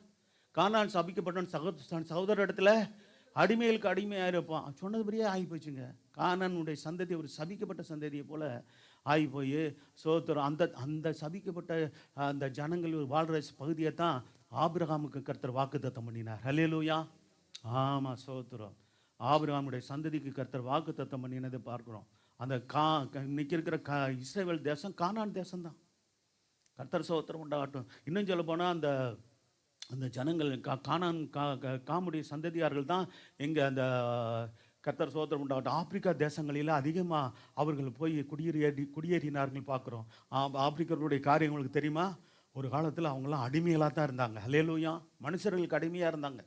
ஆமாம் அடிமையாக கொண்டு போய் அவர்களை பலவிதமான வேலைகளுக்கு, கொடுமையான வேலைகளுக்கு யூரோப் தேசத்தில் உள்ளவங்களாம் பயன்படுத்தினாங்க. பல தேசத்தை சேர்ந்தவங்கெல்லாம் சோத்திர அடிமையாக வைத்திருந்தார். வேலைக்காரர்களுடைய நிலையை காட்டிலும் மோசமானது தான் அடிமையின் காரியம். இதெல்லாம் அடிமையெல்லாம் முதல்ல கர்த்தர் ஆபிரகாம் லிங்கன் காலத்தில் தான் அமெரிக்காவில் அடிமை முறையை ஒழித்தார். அல்லேலூயா.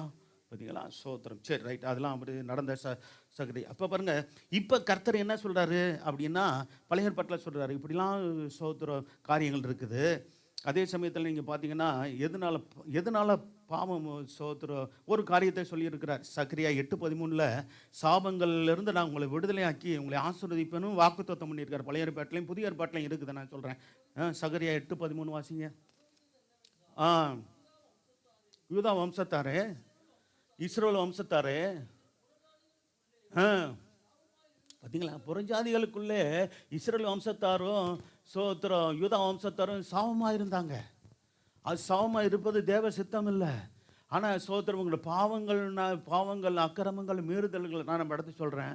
சோத்திரம் தேவனுடைய வார்த்தைக்கு கீழ்ப்படியாமல் நடந்ததுனால அந்த சாபங்கள் வந்தது என்று வாதம் சொல்கிற வாசிக்கலாம். புறஜாதிக்குள்ளே நீங்கள் சாபமாக இருந்தது போல் ஆசீர்வாதம் இருக்கும்படி நான் உங்களை ரட்சிப்பேன். அல்லேலூயா. சோத்திரம். கர்த்தர் இன்னைக்கு சொல்கிறார், என் ஜனங்களை இதுக்கு பல காரியங்கள் உங்களுக்கு சாபமான ஒரு நிலத்தில் நீங்கள் உங்கள் குடும்பமோ உங்களுடைய தொழிலோ வியாபாரமோ வேலையோ நம்ம எதுலேயுமே சாபம் இருக்கக்கூடாதுங்க. அல்லேலூயா. சோத்திரம். சரி அப்போ உங்களை ரட்சிப்பேன், பயப்படாதீங்கள் உங்கள் கைகள் என்று அப்போ சகரியா மூலமாகவே தைரியப்படுத்தி சொல்லிட்டார். அப்போ சொல்லிட்டார்.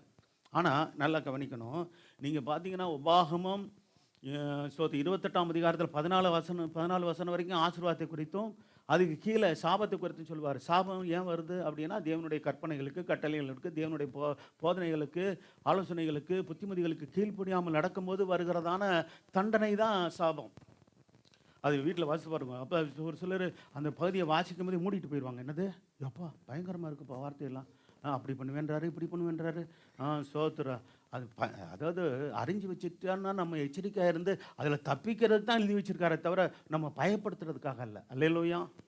வீட்டில் போய் பழைய ஏற்பாடு சோத்துற புதிய ஏற்பாடு அது நமக்கு ரொம்ப முக்கியம். அதனால் புதிய ஏற்பாடு மட்டும் நம்ம நீங்கள் வாசித்தா பத்தாது. பழைய ஏற்பாட்டிலையும் சத்தியம் தெரியணும், புதிய ஏற்பாட்டிலேருந்து கர்த்தருடைய வார்த்தை உங்களுக்கு தெரியணும். கர்த்தர் சோத்திரம் டாடும். சரி வாசிக்கலாம். சரி வாசாச்சா? சரி இப்போ வாங்க வாசிக்கலாம். ஒரு 4-5 பாயிண்ட்டை சீக்கிரம் சொல்கிறேன். சோத்திரம் எதனால பாவம் வருது அப்படின்னு சோத்திரம், அதாவது சாபம் ஏன் வருதுன்னா பாவம், அக்கிரமம், மீறுதல், இதுதான் சாபத்தை கொண்டு வருகிறதாக நம்ம பார்க்குறோம். நீதிமொழிகள் 3ஆம் அதிகாரம் 33ஆம் வசனத்தை வாசிங்க. நீதிமொழிகள் 3ஆம் அதிகாரம் 33ஆம் வசனம். துன்மார்க்கருடைய வீட்டில் பாருங்க, துன்மார்க்கன் யார்? தேவன் இல்லை என்று சொல்லுகிறவன் துன்மார்க்கன். சோத்திர ரட்சிப்பை பெற விரும்பாதவர்கள், சோத்திரம் ஆண்டவராய் இயேசுவை சொந்த இரட்சகராக ஆண்டவராய் ஏற்றுக்கொள்ள மனமில்லாதவர்கள், சோத்திரம் பாவத்திலும் மக்கரத்திலும் மீறுதலிலும் துணிகரமாய் வாழ தங்களை விற்று போட்டவர்கள், அவர்கள் தான் துன்மார்க்கர் என்று வேதம் சொல். துன்மார்க்கருடைய வீட்டில் என்ன இருக்கிறது? கர்த்தரின் சாபம் இருக்கிறது. சோத்திரம். ஆனால் நீதிமான்களுடைய வாசஸ்தலத்தையோ அவர் ஆசீர்வதிக்கிறார். ஹல்லேலூயா சொல்லுவோம். நீதிமானாகி என்ன சொல்லுங்க. நீதிமான்மை எங்களுடைய வாசஸ்தலத்தை நீர் ஆசீர்வதியும் ஆண்டவரே. ஆசீர்வதிப்பேன்னு சொல்லியிருக்கிறீங்களே, எங்கள் வீட்டில் சாபம் வராதபடிக்கு காத்து எங்களை ஆசீர்வதிங்க. ஹல்லேலூயா. வாய் திறந்து விசுவாச அறிக்கை செய்யுங்க, கர்த்தர் நிறைவேற்றுவார். அப்படி சொல்லணும். தொழிலில், வியாபாரத்தில், வேலையில், படிப்பில், எதிர்காலத்தில், எங்களுக்கு எல்லா காரியங்களிலும் ஸ்தோத்திரம். சாபம் வேண்டாம், ஆசீர்வாதத்தை தாங்க. உங்களுடைய வார்த்தைகளுக்கு, வசனங்களுக்கு, கற்பனைகளுக்கு, கட்டளைக்கு நான் கீழ்ப்படி நடக்க ஒப்பு கொடுக்குறேன். ஹல்லேலூயா. நிச்சயமாக கர்த்தர் உங்களை உயர்த்துவார். சரி வசனத்தை கவனிக்கணும். சரி அப்போ அடுத்து பார்த்தீங்கன்னா ஏசாயா 24ஆம் அதிகாரம் 5ஆம் வசனம் 6ஆம் வசனத்தை வாசிங்க. ஏசாயா மூலமாக நல்ல வார்த்தையில் சொல்லியிருக்கிறார், வாசிக்கலாம்.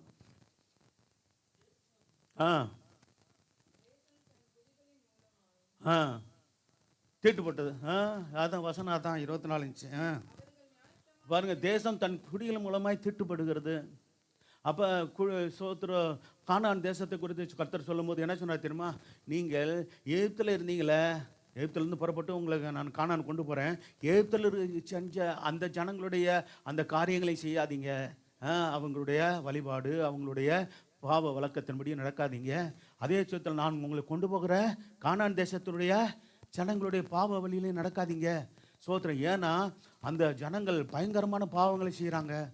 சோத்திரம். அருவருக்கு பறக்கத்தக்க திட்டுப்படும்படியான காரியங்களை செய்கிறதுனால நான் அவர்களை வெறுத்தேன்னு சொல்கிறாரு.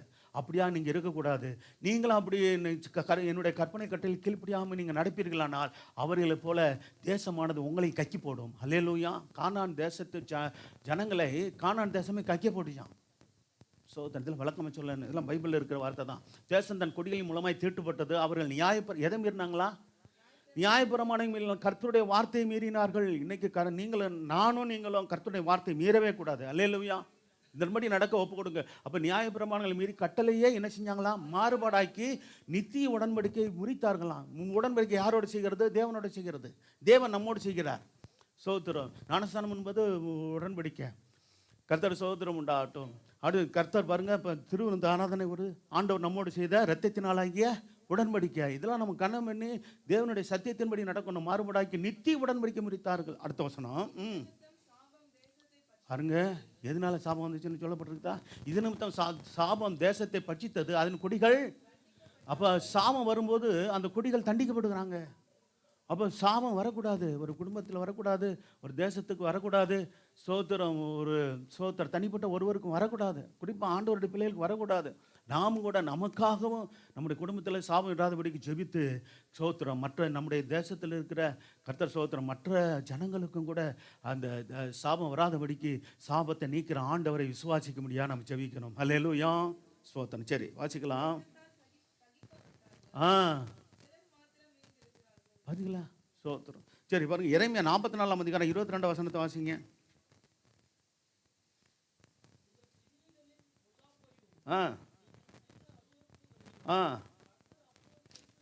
கூடாதபடிக்கு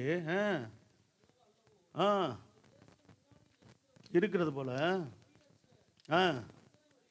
ஆ ஆ அப்போதான் உங்கள் கிரியிலையும் பொல்லாப்பையும் நீங்கள் செய்த அருவருப்புகளையும் கர்த்தர் அப்புறம் பொறுத்திருக்க கூடாது அப்படிக்கு. அப்போ அதிலிருந்து விடுதலையாக்க எவ்வளவோ ஆலோசனை கொடுக்குறாரு, புத்திமதி சொல்றாரு, கேட்க மாட்டேன்றாங்க அந்த யூதா ஜனங்களும் இஸ்ரவேல் ஜனங்களும். ஆ அதனால என்ன சொல்கிறோம், உங்கள் தேசம் இந்நாள் இருக்கிற குடியேற்ற அந்த வழியும் பாலும் சாபமாகி போச்சே அப்படி எரேமியா தீர்க்கதரிசி மூலமாக சொல்கிறாரு பார்த்தீங்களா. கர்த்தர் சோத்திரம் உண்டாகட்டும். சரி, இப்படிலாம் இருக்குது சோத்திரம். அதே சமயத்தில் சரி, என்ன ஒரு வார்த்தை வாசிங்க. எரேமியா 44:22 வாசாச்சு. இப்போ உபாகமம் 27ஆம் அதிகாரத்தை எடுத்துக்கொள்ளுங்க. அதில் சில வசனத்தை நான் வேகமாக வாசிக்கிறேன். சோத்திரம் 15லேருந்து 26 வசனத்தை வாசித்தீங்கன்னா கர்த்தருக்கு சோத்திரம் உண்டாகட்டும். 15 வசனத்தை வாசிக்கலாம். கர்த்தருக்கு அருவருப்பான காரியமாகிய தொழிலாளியுடைய கைவலையால் செய்யப்பட்டதும் வாரிப்பிக்கப்பட்டதுமான யாதொரு விக்கிரத்தை உண்டு பண்ணி, என்னால் பாருங்க, யாதொரு விக்கிரத்தை உண்டு பண்ணி ஒளிப்படத்தில் வைக்கிறவன் சவிக்கப்பட்டவன்வார்களாக. ஆமாம் சோத்திரம். நான் சொல்லக்கூடாது, கிறிஸ்தவங்க சொல்லக்கூடாது ஏசுநாதர் சிலையை தாங்க, ஏசுநாதர் படத்தை தாங்க வச்சுருக்கிறேன். வேண்டாம், எந்த விக்கிரத்தையோ சாயலான சுரூபத்தையோ படத்தையோ எதையும் வைக்காதுன்னு சொன்ன பிற்பாடு நான் அப்படி வச்சுக்கிறேன். ஆண்டவர் இந்த இடத்துல சொன்னாரா, எனக்கு ஒரு சிலையை வைங்க, என்னை விக்கிரத்தை வச்சு தொட்டு வணங்குங்க, மெழுகுவத்தி கொடுத்துங்க, இது சோத்திரம் மாலையை போடுங்களான்னு சொன்னாரா? சொல்லாதெல்லாம் இன்றைக்கி செஞ்சுக்கிட்டு இருக்கிறோம், செஞ்சுக்கிட்டு இருக்கிறாங்க சில பேர். சோத்திரம். நான் அப்படி செய்துக்கிட்டு இருந்த ஆள் தான். ஹல்லேலூயா. ஆமாம், இந்த வேத வசனம் தான் இப்படி வசனங்களை கொடுத்து என் கண்களை திறந்தது. ஆண்டவருடைய பிள்ளைகள் செய்யவே கூடாது. உங்கள் வீட்டில் வசனங்கள் மட்டும் ஆண்டவருடைய வேதத்தின் வசனங்கள் மட்டும் இருக்கட்டும். ஹல்லேலூயா. அது வாக்கு தத்தமும் கர்த்தருடைய ஆசீர்வாதமான காரியங்களோ சோத்திரம், நமக்கு புத்திமதி, நம்ம எச்சரிக்கிறத வார்த்தைகளோ இருக்கட்டும். சோத்திரம், நல்லது அது.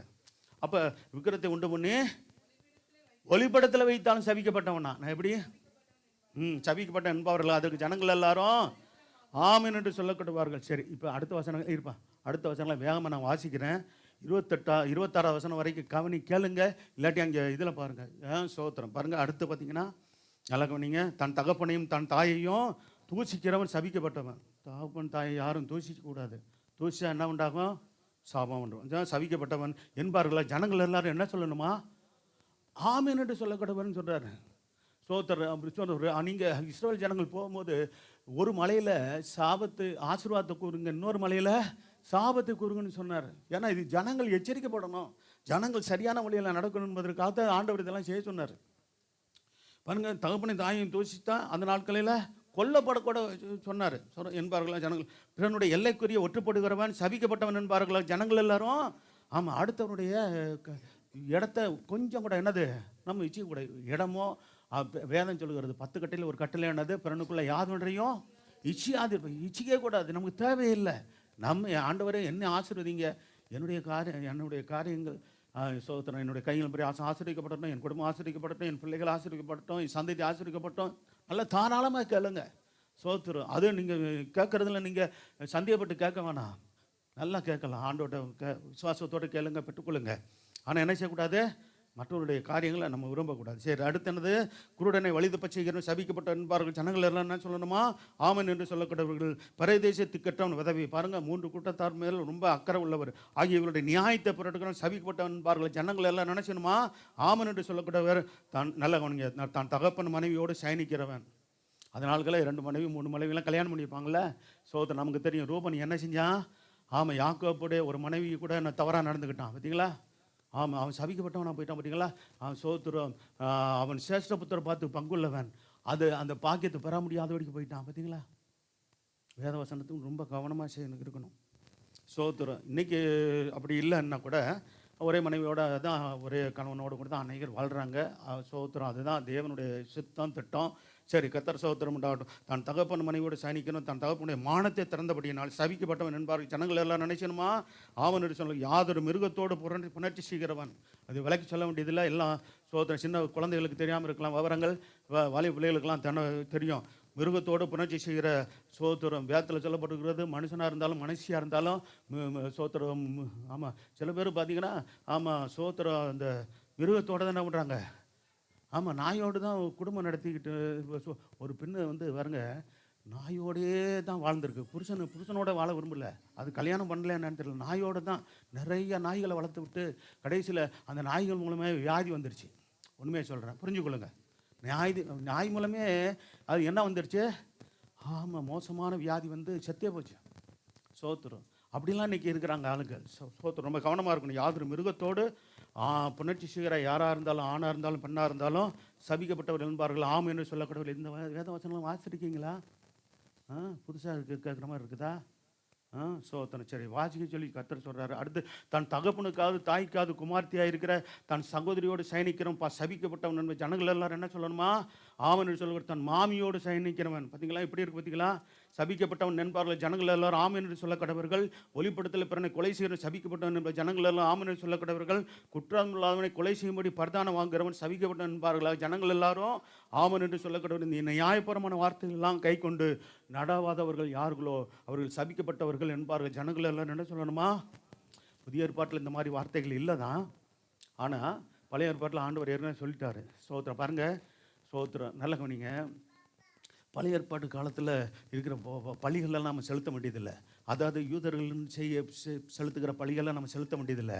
அவர்கள் எழுத்தின்படியான இஸ்ரவேலர்கள், நாமும் ஆவிக்குரிய இஸ்ரவேலர்கள். ஹல்லேலூயா. ஆனால் நல்ல கவனிங்க, சமுதாயம் சட்டம் மாறலாம், ஆனால் ஆவிக்குரிய சட்டம் மாறாது. நல்லா கவனிக்கணும். சமுதாய சட்டம் என்பது ஒவ்வொரு தேசத்துக்கு அவங்களுக்கு வசதிக்கு ஏற்றபடி அது கலாச்சாரம், சமுதாயம் இதெல்லாம் வித்தியாசமாக இருக்கு இல்லையா?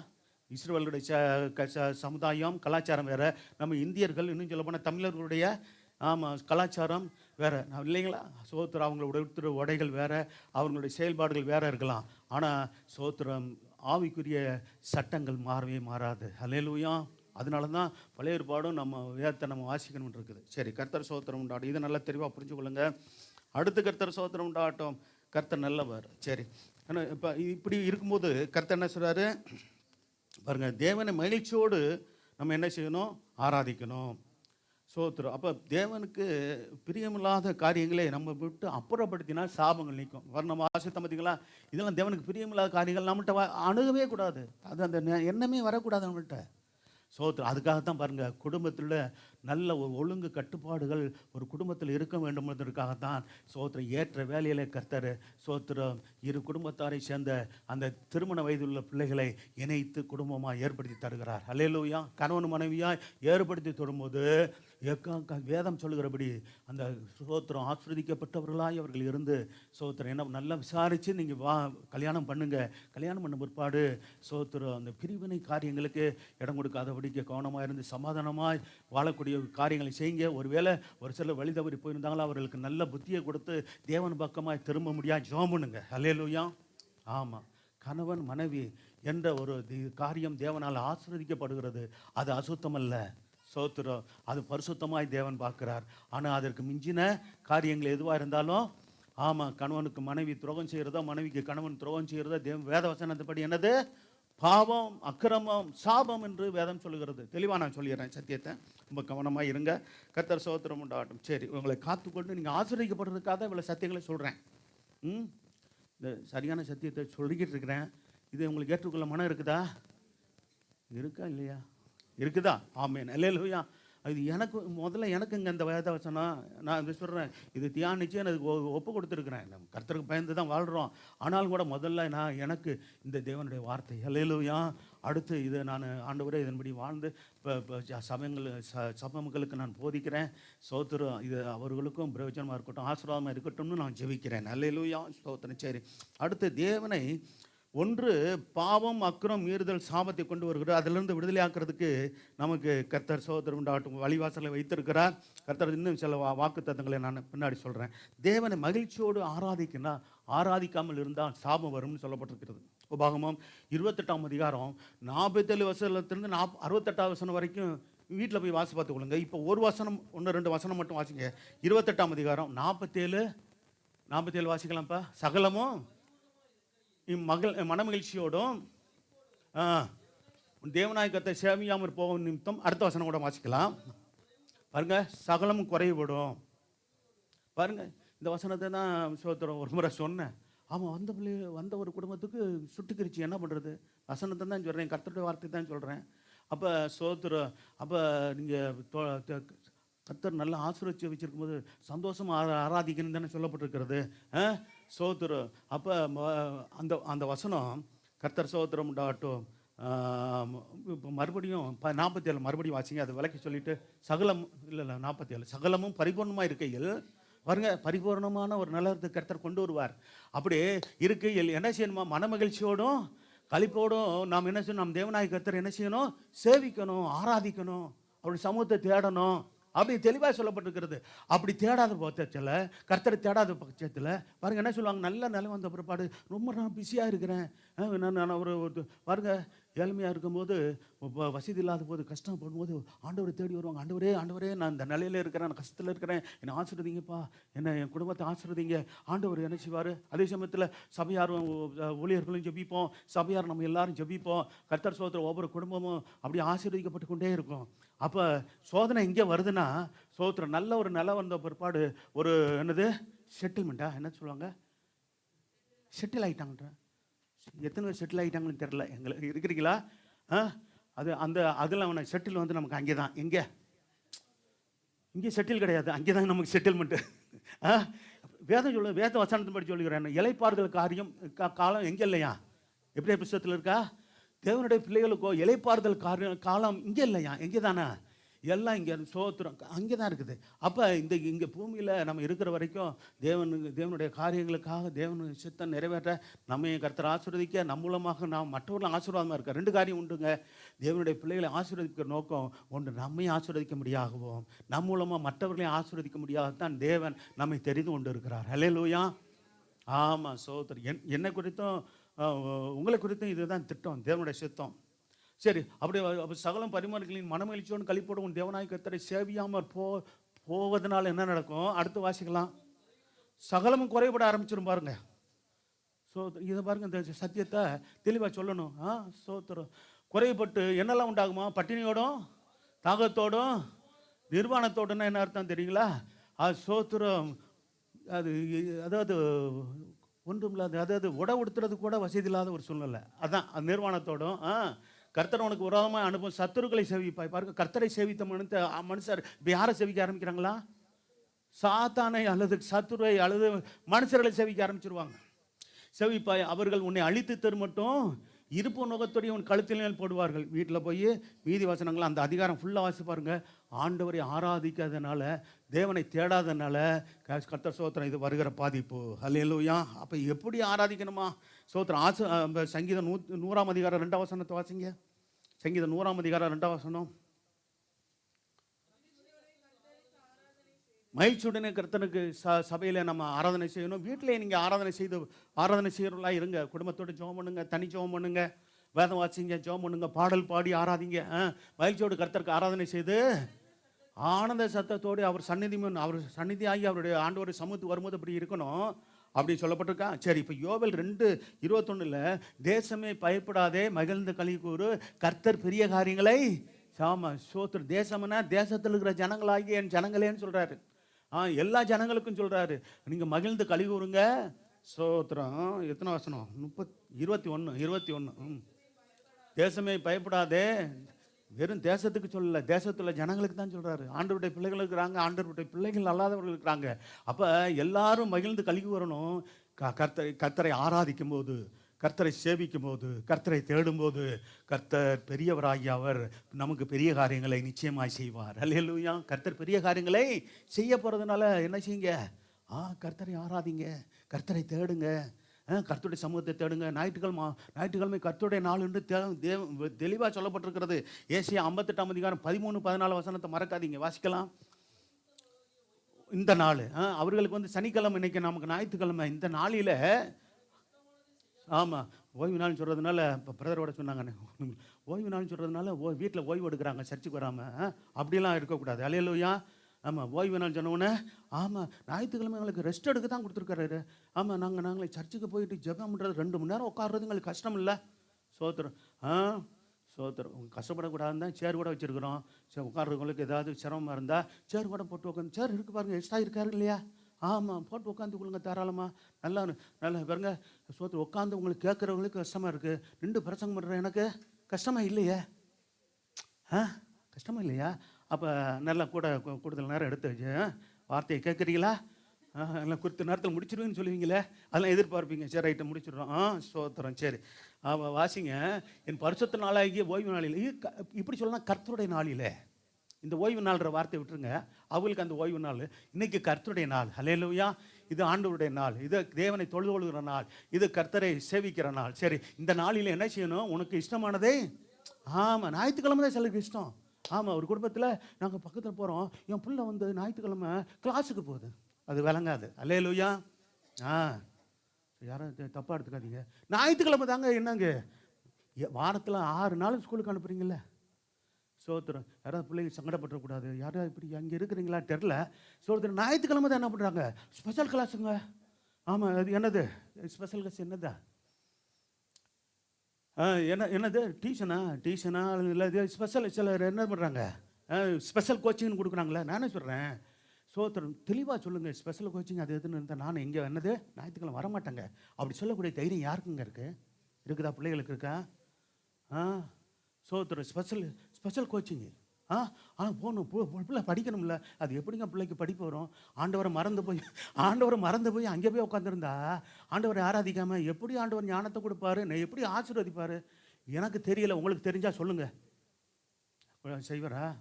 வாரத்தில் ஒரு நாள் ஆண்டவரை கூடி வந்து ஆராதிக்கிறனால இதில் நான் வந்து எனக்கு இன்றைக்கும் வந்து ஜபம் என்னது, எனக்கு வந்து என்னது சோத்திர வேலைக்கு போகணும். அல்லது சில பிள்ளைங்க வேலைக்கு போகிறீங்களா, 2 ஆராதனை இருக்குல்ல, ஒரு ஆராதனைக்கு வந்துட்டு போங்க. அது சரி, ஒரு இடத்துக்கு வந்துட்டு போங்க. பழைய ஏற்பாட்டில் சுத்தமாக வேலையை செய்யக்கூடாது. இப்போ அந்தளவுக்கு ஆண்டவர் கண்டிஷன் படுத்தலையே. வந்து ஆராதிச்சுட்டு போங்களேன். போயிட்டு பாருங்க, 2 மணி நேரம் ஆண்டவர் சமூகத்தில் இருக்கிறீங்க. மற்ற 22 மணி நேரம் இருக்கா? உங்களுக்கு இருக்கா? அதில் ஓய்வு எடுக்கிற நேரம், சோத்திரம் சாப்பிட்ற நேரம், உறங்குற நேரம்லாம் இருக்குது. அப்படிங்கும்போது கர்த்தரை நம்ம நேசிக்கணுமா இல்லையா? நான் சொல்கிறேன், உங்களோட ஆசீர்வாதத்துக்காக சொல்கிறேன். பிள்ளைகள்லாம் இருக்கிறீங்க, சகோதரிமாரெலாம் யாரும் கஷ்டப்பட்டுறாதீங்க. வேலைக்கு போங்க, வேணான்னு சொல்ல. ஞாயிற்றுக்கிழமை கூட வேலைக்கு பழைய ஏற்பாட்டில் போகக்கூடாதுன்ட்டாரு. சோத்திரம். ஆனால் புதிய ஏற்பாட்டு காலத்தில் கர்த்தர் அவர் ஆண்டவர் சொன்னார் இல்லையா? நாங்களாவது சொல்கிறோம், என்னது ஆராதனைக்கு வந்துட்டு போங்கன்னு சொல்கிறோம். புதிய ஏற்பாட்டில் ஆண்டவர் எங்கேயாவது சொல்லியிருக்காரான்னு பார்த்தா அப்படி பார்த்தாலும் இல்லை.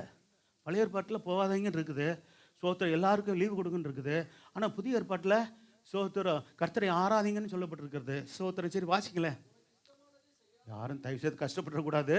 ஆமாம், சோத்திரம். நான் சத்தியத்தை சொல்கிறேன், கர்த்தருடைய வார்த்தையை சொல்கிறேன். சத்தியத்தை சொல்கிறதுனால என்னை சத்துருவா நினைக்காதீங்க. சத்துருன்னா தெரியுதா? பிசாசா நினச்சிடக்கூடாது. சோத்திரம். அல்லேலூயா. சரி, கர்த்தர் வாசிக்கலாம். என் காலை விளக்கு. ஆமாம், உன் காலை விளக்கு. மற்ற அது ஆராதனைக்கு போகிற தவிர மற்ற உன் காலைகள் விளக்கு. சத்தியத்தை நான் சொல்லித்தான் ஆகணும். ஊழியக்காரன் அதுக்கு தானே வச்சிருக்கிறாரு. அப்போ சோத்திரம். அப்போஸ்தலன் பவுல் சொல்கிறாரு, சத்தியத்தை சொன்னதுனால கலாத்திய சபையாரை என்னை சத்ருவா நினைக்கிறீங்களே அப்படின்னு துக்கப்பட்டார். எங்களுக்கு வர்ற பெரிய சோதனை இதுதான். சத்தியத்தை சொல்லும்போது என்ன உண்டாகும்? ஆமாம், ஒரு சிலர் சரியாக புரிஞ்சிக்காதவங்க தான் சத்ருவா நினைப்பாங்க. சரி, வாசிங்க. உன் வழியின்படி நடவாமலும் அவருங்க காலை விளக்குன்னு சொல்கிறாரு, உன் இஷ்டமானதை செய்யாதுன்னு சொல்கிறாரு. ஞாயிற்றுக்கிழமை இன்னைக்கு நமக்கு அந்த நாளில், ஆண்டவருடைய நாளில் உன் வழியின்படி நடக்காதுன்னு சொல்கிறாரு. அடுத்து மறுபடியும் என்ன சொல்கிறாரு? உனக்கு இஷ்டமானதை செய்யாமலும். ஏற்கனவே சொன்னார் இஷ்டமானபடி செய்யாதுன்னு சொல்லிவிட்டு மறுபடியும் சொல்கிறாரு. பாருங்களா, 2 வார்த்தை அவர் 2 முறை சொல்கிறாரு. உன் சொந்த பேச்சை கூட என்ன செய்யக்கூடாதான்? இந்த நாளில் சொந்த பேச்சை கூட பேசக்கூடாதான்? அல்லேலூயா. என்ன இல்லை, ஆண்டவர் இவ்வளோ கண்டிஷனை போடுவாரா? எனக்கு தெரியாது. அவர் சொல்லியிருக்காரு, நான் சொல்கிறேன். ஆமாம், நான் அவருடைய ஸ்தானாதிபதி. அவர் சொன்னதை சொல்கிறதும் என் வேலை, அவர் சொன்னதை செய்கிறதும் என்னுடைய வேலை. அதை உங்கள்கிட்ட சொல்லி செய்யப்படும் உங்களை நடத்துகிறதும் என்னுடைய வேலை. கீழ்ப்படுகிறது, ஆசீர்வாதத்தை பெற்றுக்கொள்கிறது உங்கள் பகுதி. ஹல்லேலூயா. ஆமாம், சோத்திரம். ஓய்வு நாள் என்ன செய்யணும்? அந்த இடத்துல இது ஆண்டவருடைய நாள்னு சொல்லுங்கள். ஓய்வு நாள்னா மறுபடியும் அந்த நடப்பு வந்துடாமல் என்னது ஓய்வு நாள்னு வருது. நீங்கள் என்னங்க சும்மா இந்த வந்து ஆண்டவரை ஆராதிக்கிற நாள்னு சொல்லிக்கிட்டு இருக்கீங்க. ஓய்வு நாள்னு தானே சொல்லுது. இது ஆண்டவருடைய நாள். அல்லேலூயா. கர்த்தரை ஆராதிக்கிற நாள். சரி, இந்த நாளை, இந்த கர்த்தருடைய நாளை, இந்த கர்த்தரை சேவிக்கிற நாளை, தொழுது கொள்கிற நாளை, ஆராதிக்கிற நாளை என்ன செய்யணுமா? மனமகிழ்ச்சி நாளுன்னு நினைக்கணுமா நீங்கள்? அடுத்து என்னது? கர்த்தருடைய பரிசுத்த நாளை மகிமையுள்ள நாள் என்றும் சொல்லி, அங்கே என்ன இவ்வளவு சொல்லப்பட்டிருக்கு, தெளிவாக சொல்கிறேன். மகிமையுள்ள நாளுன்னு இதை நினைக்கணுமாங்க. ஒதுக்கி ஆண்டவருடைய சமூகத்தில் இருக்கணுங்க. சில இடங்களில் நல்ல கர்த்தருடைய பிள்ளைகளை சொல்லுவாங்க, 2 சம்பளம் தானே உனக்கு ஞாயிற்றுக்கிழமை. என்ன சொல்கிறது? ஒரு காலத்தில் சொல்லுவாங்களே, அதுக்கு என்ன ஓவர் டைம், ஓவர் டியூட்டி. ஆமாம், டபுள் சம்பளம் இன்னைக்கு வந்தா அப்படின்னு சில கர்த்தருடைய பிள்ளைகள் சொல்லுவாங்க. டபுள் சம்பளம் இல்லைங்க, எவ்வளவு தான் கொடுத்தாலும் நான் வரமாட்டேன். அல்லேலூயா. என்னை ஆண்டவர் ஆராதிக்கிற நாள். ஆமாம், நான் ஆண்டவரை ஆராதித்து ஆண்டவர் சமூகத்தில் இருந்து நான் போயிட்டு முழுமையாக ஆராதனைக்கு கர்த்தரை ஆராதித்து முழுமையான ஆசீர்வாதத்தை பெற்றுக்கொண்டு வீட்டில் நான் சாப்பிட்டு உங்கள் குடும்பத்தோட சந்தோஷமாக நான் வீட்டில் இருக்கிற நாள். அதனால் நான் வர மாட்டேன்னு சொல்கிற தைரியமான ஆண்டோடைய பிள்ளைகள் இன்றைக்கி இருக்கிறாங்க. அல்லேலூயா. ஆமாம், எவ்வளோ சம்பளம் கொடுத்தாலும் வரமாட்டேன் அப்படின்னு சொல்லுவங்க இருக்கிறாங்க. நீங்கள் கர்த்தருக்காக அப்படி நின்று பாருங்களேன். வைராக்கியமாய் நீங்கள் கர்த்தருக்காக நின்றால் உங்களை கர்த்தர் வைராக்கியமாய் உயர்த்துவதற்கு வல்லவராக இருக்கிறார். அல்லேலூயா. ஆமாம், சோத்திரம். அப்படிப்பட்டவங்களுடைய காரியங்களை நான் பார்த்துருக்குறேன், உயர்வை பார்த்துருக்குறேன். அர்த்தர் சொல்ல எல்லா நாள்லையும் சோத்திரம். நம்ம என்ன சொல்லிடுவோம், எங்கள் ஓனர் இப்படி சொல்லிட்டாரு, எங்களை கண்டிப்பாக வர சொல்கிறாங்க, இல்லைன்னா வேலை இருக்காதுன்னு என்னென்னா சொல்லுவாங்க இல்லைங்களா? இல்லை, நீங்கள் அன்பாக சொல்லணும். எனக்கு இல்லாட்டி ஒரு குறிப்பிட்ட ஒரு 2 மணி நேரம் எனக்கு ஓய்வு இது கொடுங்க, ரெஸ்ட் கொடுங்க. அப்படி ரொம்ப கண்டிஷன் பண்ணாங்கன்னா 3 மணி நேரம் சொல்லுங்கள், 3 மணி நேரம் சொல்லுங்கள், இங்கே போகிறதுக்கு வர்றதுக்கு இதெல்லாம் உங்களுக்கு சோத்திரம். ஒரு 3 மணி நேரம் எனக்கு டைம் கொடுங்க, அது பிறகு நான் வேலைக்கு வரேன் சொல்லுங்கள். சோதரம். இல்லாட்டி 2 ஆராதனையில் ஒரு ஆராதனை இருந்து போங்க. சரி கர்த்தர் சீக்கிரமாக வாசிங்களேன். அடுத்த வசனம் முக்கியம். அப்படி இப்படி இருக்கும்போது என்ன நடக்குமா?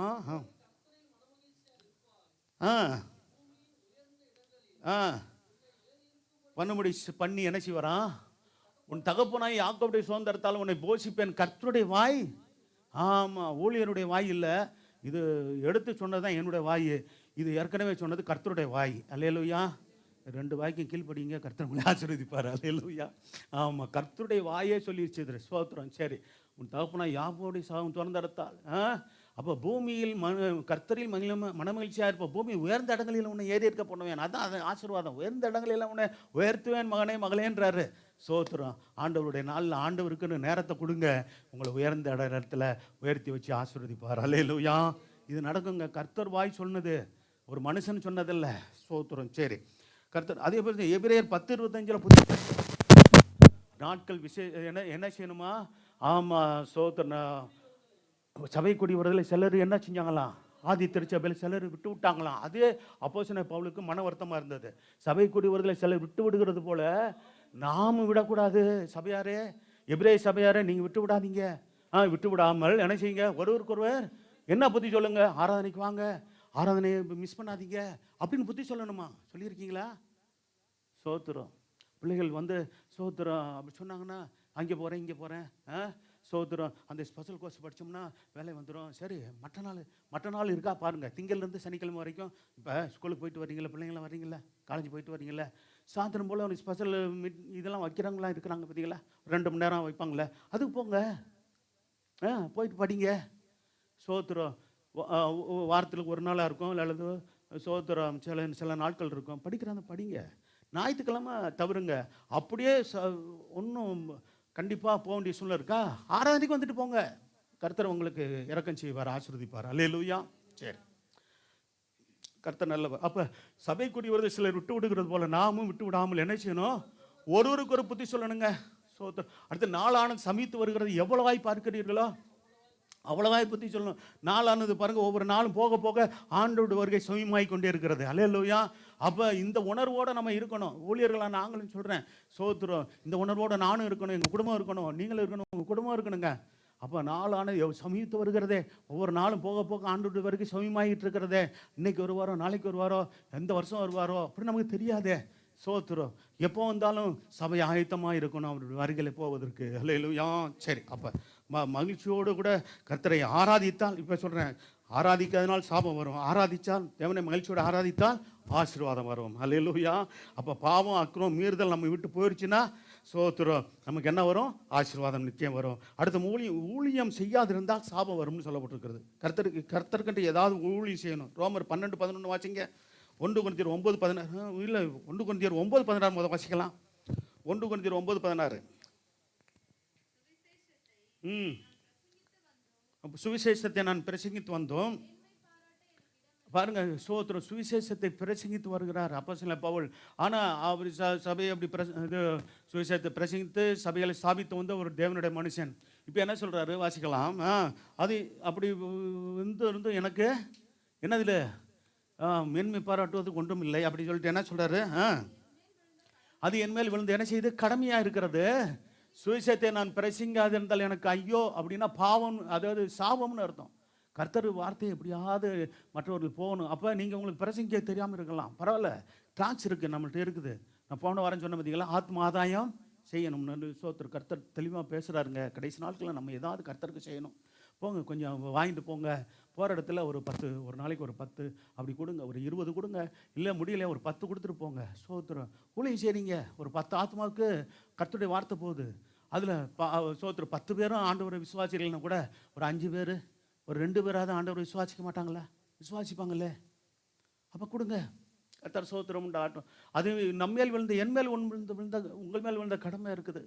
இதை அறிஞ்சு தான் சபை ஊழியத்தை மட்டும் இல்லை, என்ன செய்கிறோம், மீடியா ஊழியத்தின் மூலமாக கர்த்தருடைய வார்த்தையை சுவிசேஷங்களை வசனங்களை போட்டு அனுப்பிச்சிக்கிட்டே இருக்கிறோம். சோதரர் நீங்களே ஏதாவது செய்யுங்க சார், சபையிலேருந்து தான் செய்கிறாங்களே, அப்போ அப்படி நம்ம செய்யணுமா அப்படின்னா, தனிப்பட்ட ஒவ்வொருவரும், ரட்சிக்கப்பட்ட ஒவ்வொரு குடும்பமும் ஏதோ ஒரு விதத்தில் ஆண்டவர் குறித்து மற்றவர்கள் சொல்லுங்கள். ஹல்லேலூயா. பழகிற நண்பர்கள் இருக்கிறாங்களே, அவர்கள் ஆண்டவர் குறித்து சொல்லுங்கள், ஆண்டவர் செய்த நன்மையை சொல்லுங்கள். சோத்திர வேதத்தை வாசித்து வேதத்திலிருந்து கர்த்தர் என்னென்னலாம் செய்வார்ன்றது இருக்குது. அந்த சில வார்த்தைகளை சோத்திரம் அவர்களுக்கு ஆலோசனையை சொல்லுங்கள். மனம் திரும்புவாங்களே, ரசிக்கப்படுவாங்களே, ஆண்டவரை விசுவாசிப்பாங்களே, ஏற்றுக்கொள்வாங்களே. சோத்திரம். சரி, இப்போ இன்னும் வாசிங்க. அசதியாயிராமல் என்ன செய்யணுமா? ஆமாம், அசதியாயிராமல் இந்த விஷயத்தில் ஆண்டவருடைய பிள்ளைகள் ஜாக்கிரதையாக இருக்கணுமா? ஊழியர்கள் மட்டுமில்லை, விசுவாசிகளும். ஏன் அடுத்த வாசி. ஆவியிலே அனலாயிருங்கள். பரிசுத்த ஆவியின் வல்லமையை பெற்றுக்கொள்ளுங்க. ஆவியிலே அனலாயிருங்கள் கர்த்தருக்கு. ஆமாம், எல்லாரும் ஊழியம் செய்யணும். ஊழியர்கள் மட்டும் இல்லை, ஊழியர் குடும்பம் மட்டும் இல்லை, விசுவாசிகளோ பிள்ளைங்க சோதர சண்டை கிளாஸ் அது இதெல்லாம் இருக்கிறீங்க, முடிஞ்ச வரைக்கும் ஊழியம் செய்றீங்க. சில சகோதரிமார்கள் சகோதரர்கள் சில உங்களால் முடிஞ்ச ஊழியத்தை செய்கிறீங்க. செய்யலைன்னு சொல்ல வரல, சரிங்க. இன்னும் சோத்திரம் செய்யாதவங்க ஏதாவது இந்த டிராக்ஸாவது கொடுங்க. ஹல்லேலூயா. அப்போ எனக்கு மற்றவர்களுக்கு பேச தெரியாது, சொல்ல தெரியாது, பரவாயில்ல. இயேசு உங்களை நேசிக்கிறார், இயேசு நல்லவர், எனக்கு செய்த நன்மையை நான் உங்களுக்கு நாங்கள் இதில் எங்களுக்கு செய்த நன்மைகள்லாம் உங்களுக்கும் செய்வேன்ன்ற இந்த வார்த்தை சொல்லுது, வாசித்து பாருங்கன்னு கொடுத்துட்டு போங்க. இல்லாட்டி 2 வார்த்தை சொல்லுங்கள். இயேசு நல்லவர், இயேசு உங்களை நேசிக்கிறார், இயேசு உங்களை ரட்சிப்பார். ஹல்லேலூயா. 2-3 வார்த்தை சொல்லி கொடுத்துட்டு போங்களேன். சோத்திரம். ஒரு நாளில் அந்த ஆத்மா ரட்சிக்கப்பட்டு உங்கள் கணக்கில் வரும். ஹல்லேலூயா.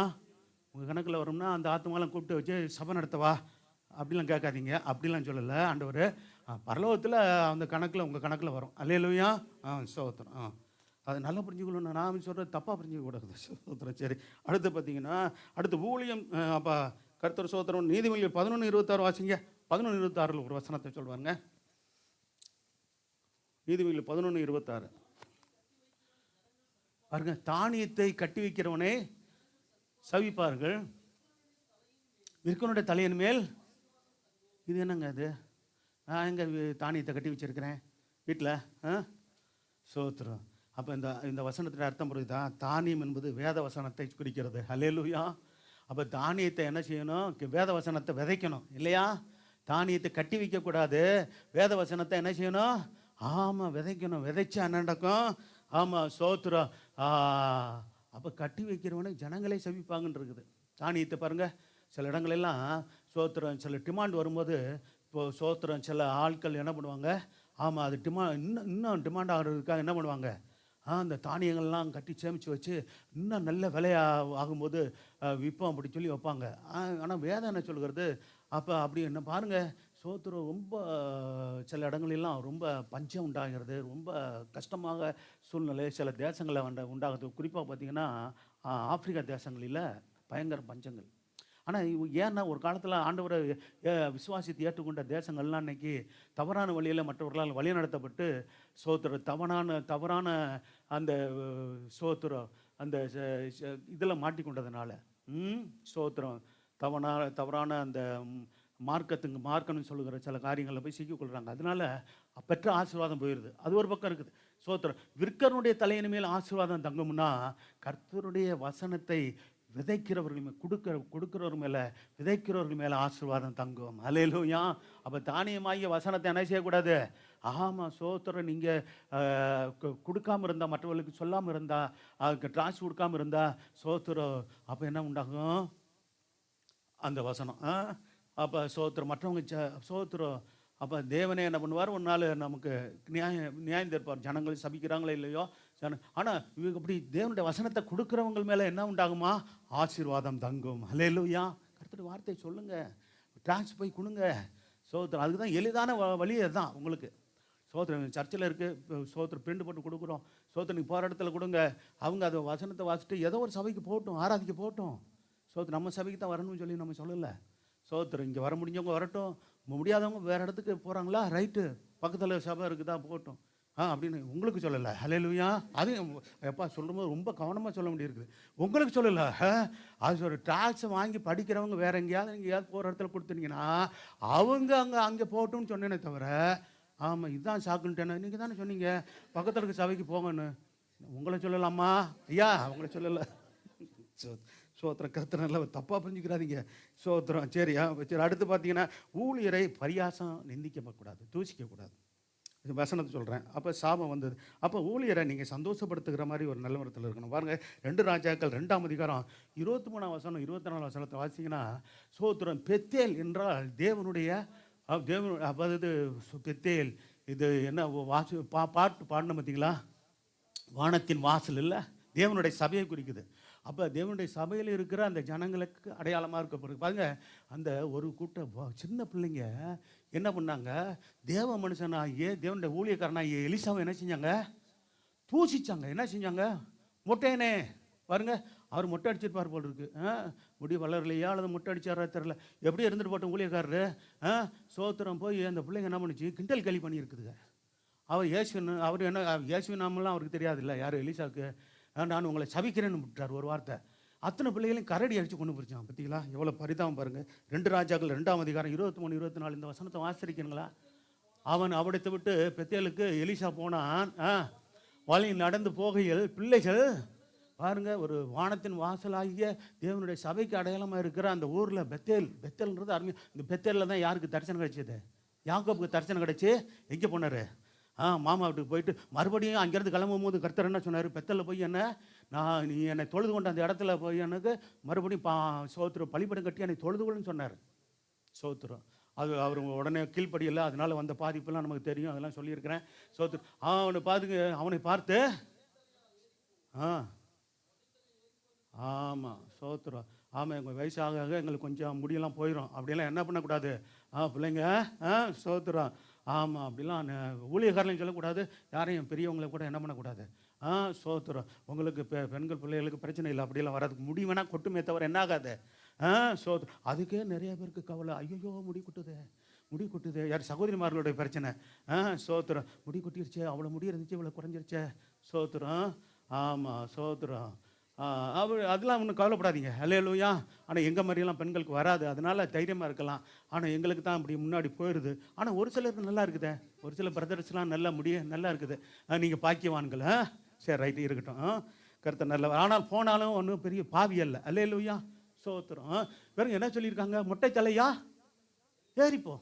சோத்திரம். பார்த்தீங்களா, சொல்லி நிந்தித்தார்களாம். சரி, என்ன ஆச்சு பாருங்க. நீங்கள் இந்த வசனத்தை பார்க்கும்போது என்னங்க சின்ன பிள்ளை விளையாட்டுத்தனமாக பேசுனது பூரா அந்த ஊழியக்கார சீரியஸ் எடுத்து சபிச்சு விட்டாரே அப்படின்னு நம்ம சொல்லக்கூடாது. நல்ல வசனத்தை கவனிங்க.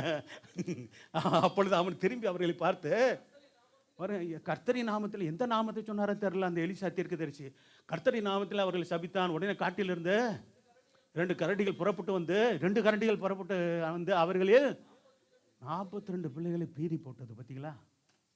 சோத்திரம். 42 பிள்ளைகள் இறந்து போச்சுங்க.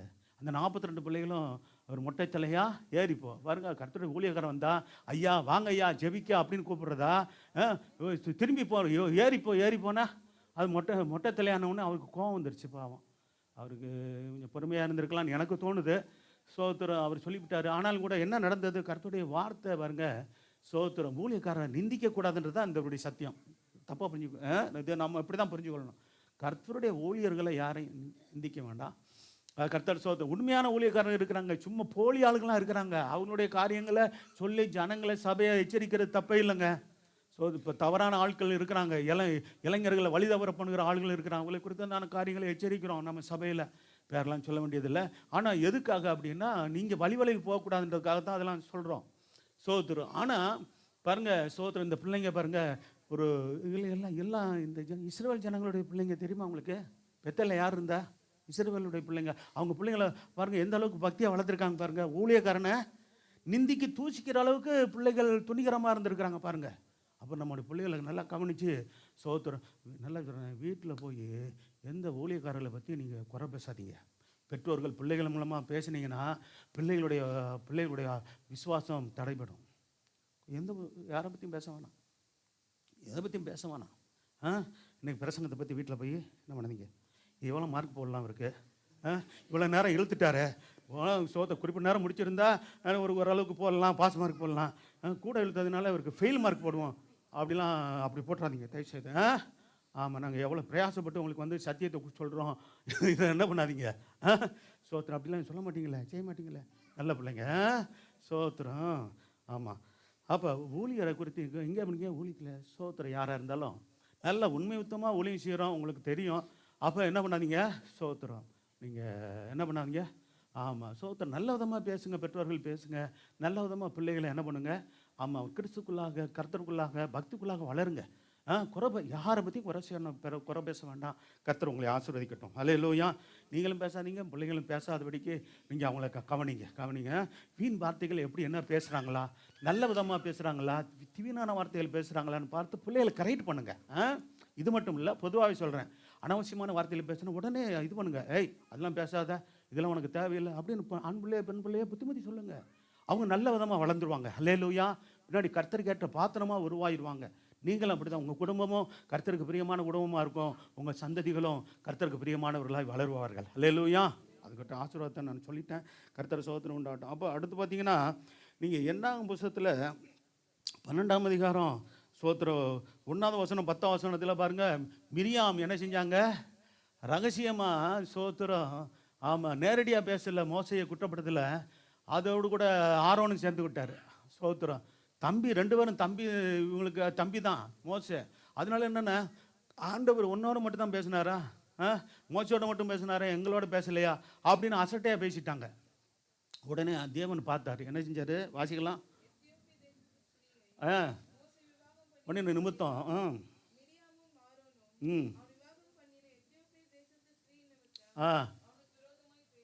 விரோதமாய் பேசினாங்க. சரி, இதெல்லாம் நான் அடுத்து பாருங்க. இது நிமித்தம் என்ன ஆச்சுயா, இல்லை சரி சரி, அந்த வசனத்தை வாசிக்கலாம். சரி வாசிக்கலாம், நேரம் இல்லை. நீ போயிட்டு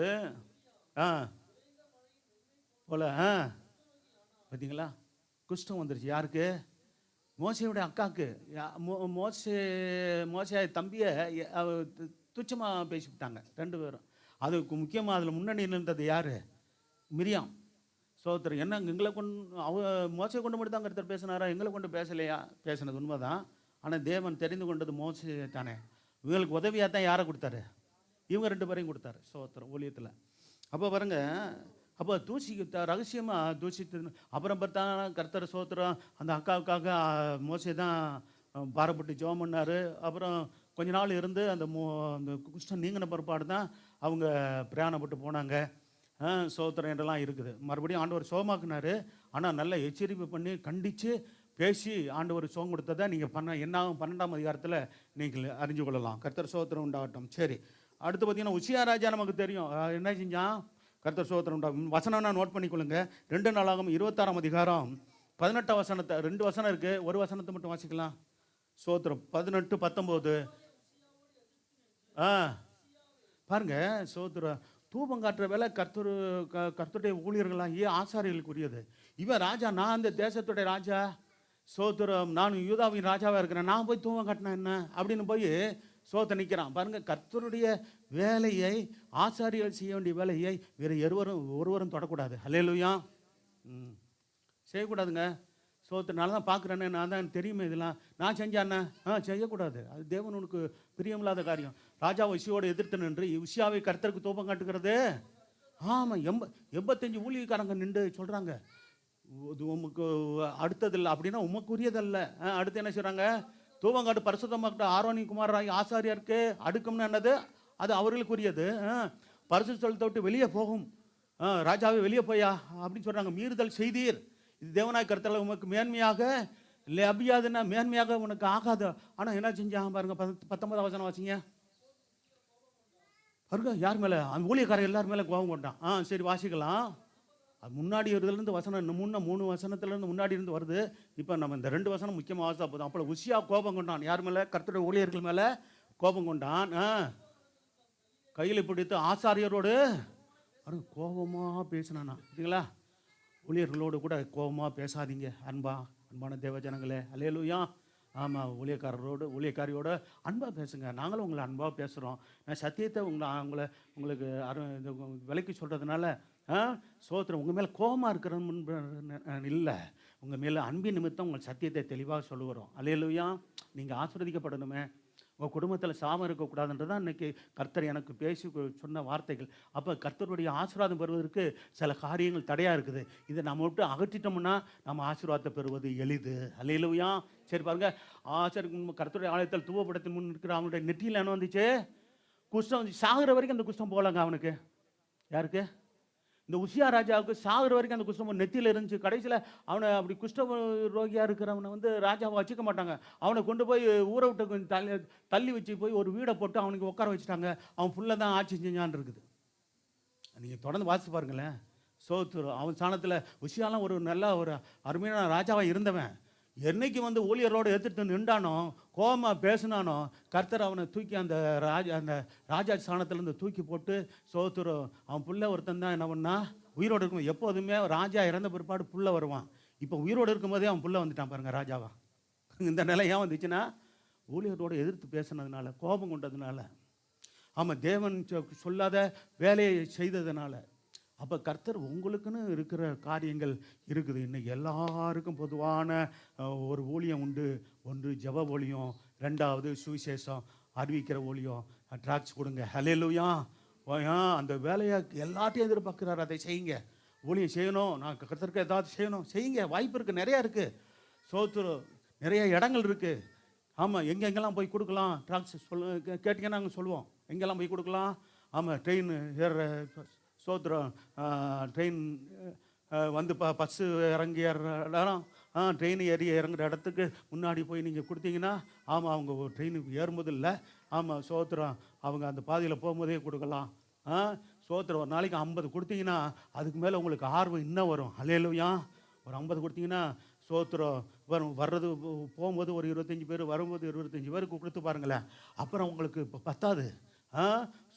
இன்னும் ஒரு 100 பேருக்காவது கொடுப்போமே, அப்படி எண்ணம் தான் வருமே தவிர அப்படிப்பட்டதான ஒரு ரட்சிப்பின் சந்தோஷத்தை உங்களுக்கு கொடுத்துருவார். அல்லேலூயா. இது உண்மையை சொல்கிறேன். அது நீங்கள் அதில் ஈடுபட்டு செஞ்சீங்கன்னா அப்புறம் உங்களுக்கு அப்படி இந்த காரியங்கள்லாம் ரொம்ப பிடிக்கும். சரி, அடுத்து பார்த்தீங்கன்னா ஒன்று சொல்லி முடிக்கிறேன். தசமம் காணிக்கை கொடுக்கறதுல உண்மையாக இருக்கணும். அப்படி கொடுக்காத பட்சத்தில் வசனத்தை நான் சொல்கிறேன். மல்கியா 3ஆம் அதிகாரம் 9-11 வசனம் வாசிங்க. மல்கியா 3ஆம் அதிகாரம் 9-11 வசனம் பாருங்க. ஆரம்பிக்கும் போது அந்த வசனம் எப்படி சொல்லப்பட்டிருக்கிறது? அந்த இஸ்ரவேல் ஜனங்களை சொல்கிறாரு, நீங்கள் சபிக்கப்பட்டவர்கள் அப்படின்னு ஆண்டவர் சொல்கிறாரு. யார் மூலமாக? மல்கியா தீர்க்கதரிசி மூலம். ஏன்னா ஜனத்தராய் நீங்கள் எல்லாரும் என்னை வஞ்சித்தீர்கள் சொல்கிறாரு. இஸ்ரவேல் ஜனங்களே நீங்கள் என்னை வஞ்சிச்சிங்கன்னு சொல்கிறாரு. எல்லாரும் சொல்கிறாரு. ஒரு நேரத்தில் உண்மையாக இருந்தவங்க தான். பிற்பாடு பார்த்தீங்கன்னா ஆண்டவராக இயேசு காலத்தில் உண்மையாக அவங்க இருந்ததாக பார்க்குறோம் அந்த தசம காணிக்கையில். அதை நான் பின்னாடி சொல்கிறேன், வாசிக்கலாம். என் ஆலயத்தில் ஆகாரம் உண்டாயிருக்கும்படி என்ன செய்யுங்க? தசமபாகம் பண்டசாலையில் கொண்டு வாங்க. அவள் பண்டசாலையை கர்த்தருடைய சமத்துக்கு கொண்டு வந்து ஊழியர்கிட்ட கொடுத்து ஜபிச்சுக்கலாம். காணிக்க போடுறீங்க, தசமத்தை கொடுத்து ஜபிச்சுக்கலாம், அல்லது தசமத்தை நீங்கள் காணிக்க பட்டியலில் போடலாம். அதே சமயத்தில் அப்பொழுது நான் வானத்தின் பலகணிகளை திறந்து உங்கள் இடம் கொள்ளாமல் போக மட்டும் ஆசீர்வாதத்தை வரிசிக்க மாட்டான்ட்டு. அதனால என்ன செய்யுங்க? சோதித்து பாருங்கள் என்று கர்த்தர் சொல்லுகிறார். அல்லேலூயா.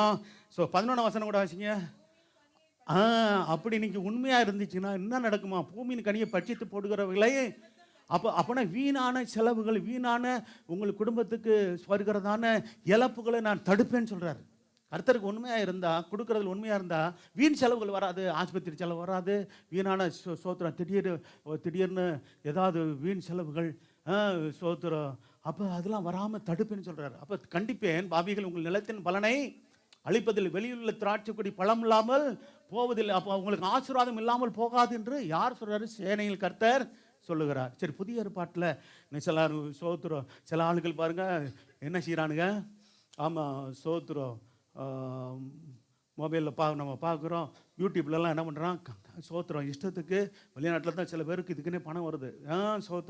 அப்போ தவறான கள்ள போதனைகள் பொதிக்கிறதுக்கு அவங்களுக்கு பணம் அனுப்புகிறானுங்க. அவங்களோட கான்டாக்ட் பண்ணி அப்போ வேத வசனத்துக்கு மாறாக சத்தியங்களை புரட்டுற ஆளுகள், வேத புரட்டர்கள் நிறையா எழுப்பி இருக்கிறானுங்க. அவங்கன்னா சபைக்கு காணிக்க கொடுக்க வேணாம், தசமம் கொடுக்க வேணாம், இவனுக்கு வெளிநாட்டில் இருந்து வருது, அதனால அவர் கொடுக்காது. எப்படி ஊழியம் செய்ய முடியும்? அவன் சபைக்கு ஊழியத்தின் தேவைகள் இருக்குது, சபையின் தேவைகள் இருக்குது, ஊழியக்கார குடும்பம் சோத்திரம் போஷிக்கப்படுவதற்கு கர்த்தர் சோத்திரம் இப்படி காணிக்கையிலிருந்து தான் கர்த்தர் கொடுத்து ஊழியம் செய்ய வைக்கிறாரு. இதெல்லாம் வேதம் தெளிவாக இருக்குது. சரி பாருங்கள், 2 வசனத்தை சொல்லி முடிக்கிறேன். 2 புதிய ஏற்பாட்டில் ஆண்டவர் சொன்ன கர்த்தருடைய வார்த்தை. ஒருத்தர் மத்தேயு 23:23, ஒருத்தர் லூக்கா 11:42. இதோட முடிக்கிறேன், வாசிக்கலாம் பாருங்க, நல்ல கவனிங்க. இதுக்கு முன்னாடி இந்த வார்த்தைகளை நான் சொன்னதில்லை. சோத்திரம் குறிப்பாக மல்கியா பற்றி நமக்கு தெரியும். புதிய ஏற்பாட்டில் இந்த வார்த்தைகளை இன்றைக்கி ஆண்டவர் ஞாபகப்படுத்தி நேற்றைய நாளில் சோத்திரம் 2 இடத்துல கன்ஃபார்மாக சொல்லியிருக்கிறார். வாசிக்கலாம். மாயக்காரராகி வேதபாரகரே, பரிசேயரே, பாருங்க அவங்களுக்கு ஏன் அப்படி சொன்னார்னா, பாருங்க தசமான் செலுத்தினவங்க தான், ஆனால் எதை விட்டு விட்டாங்களா?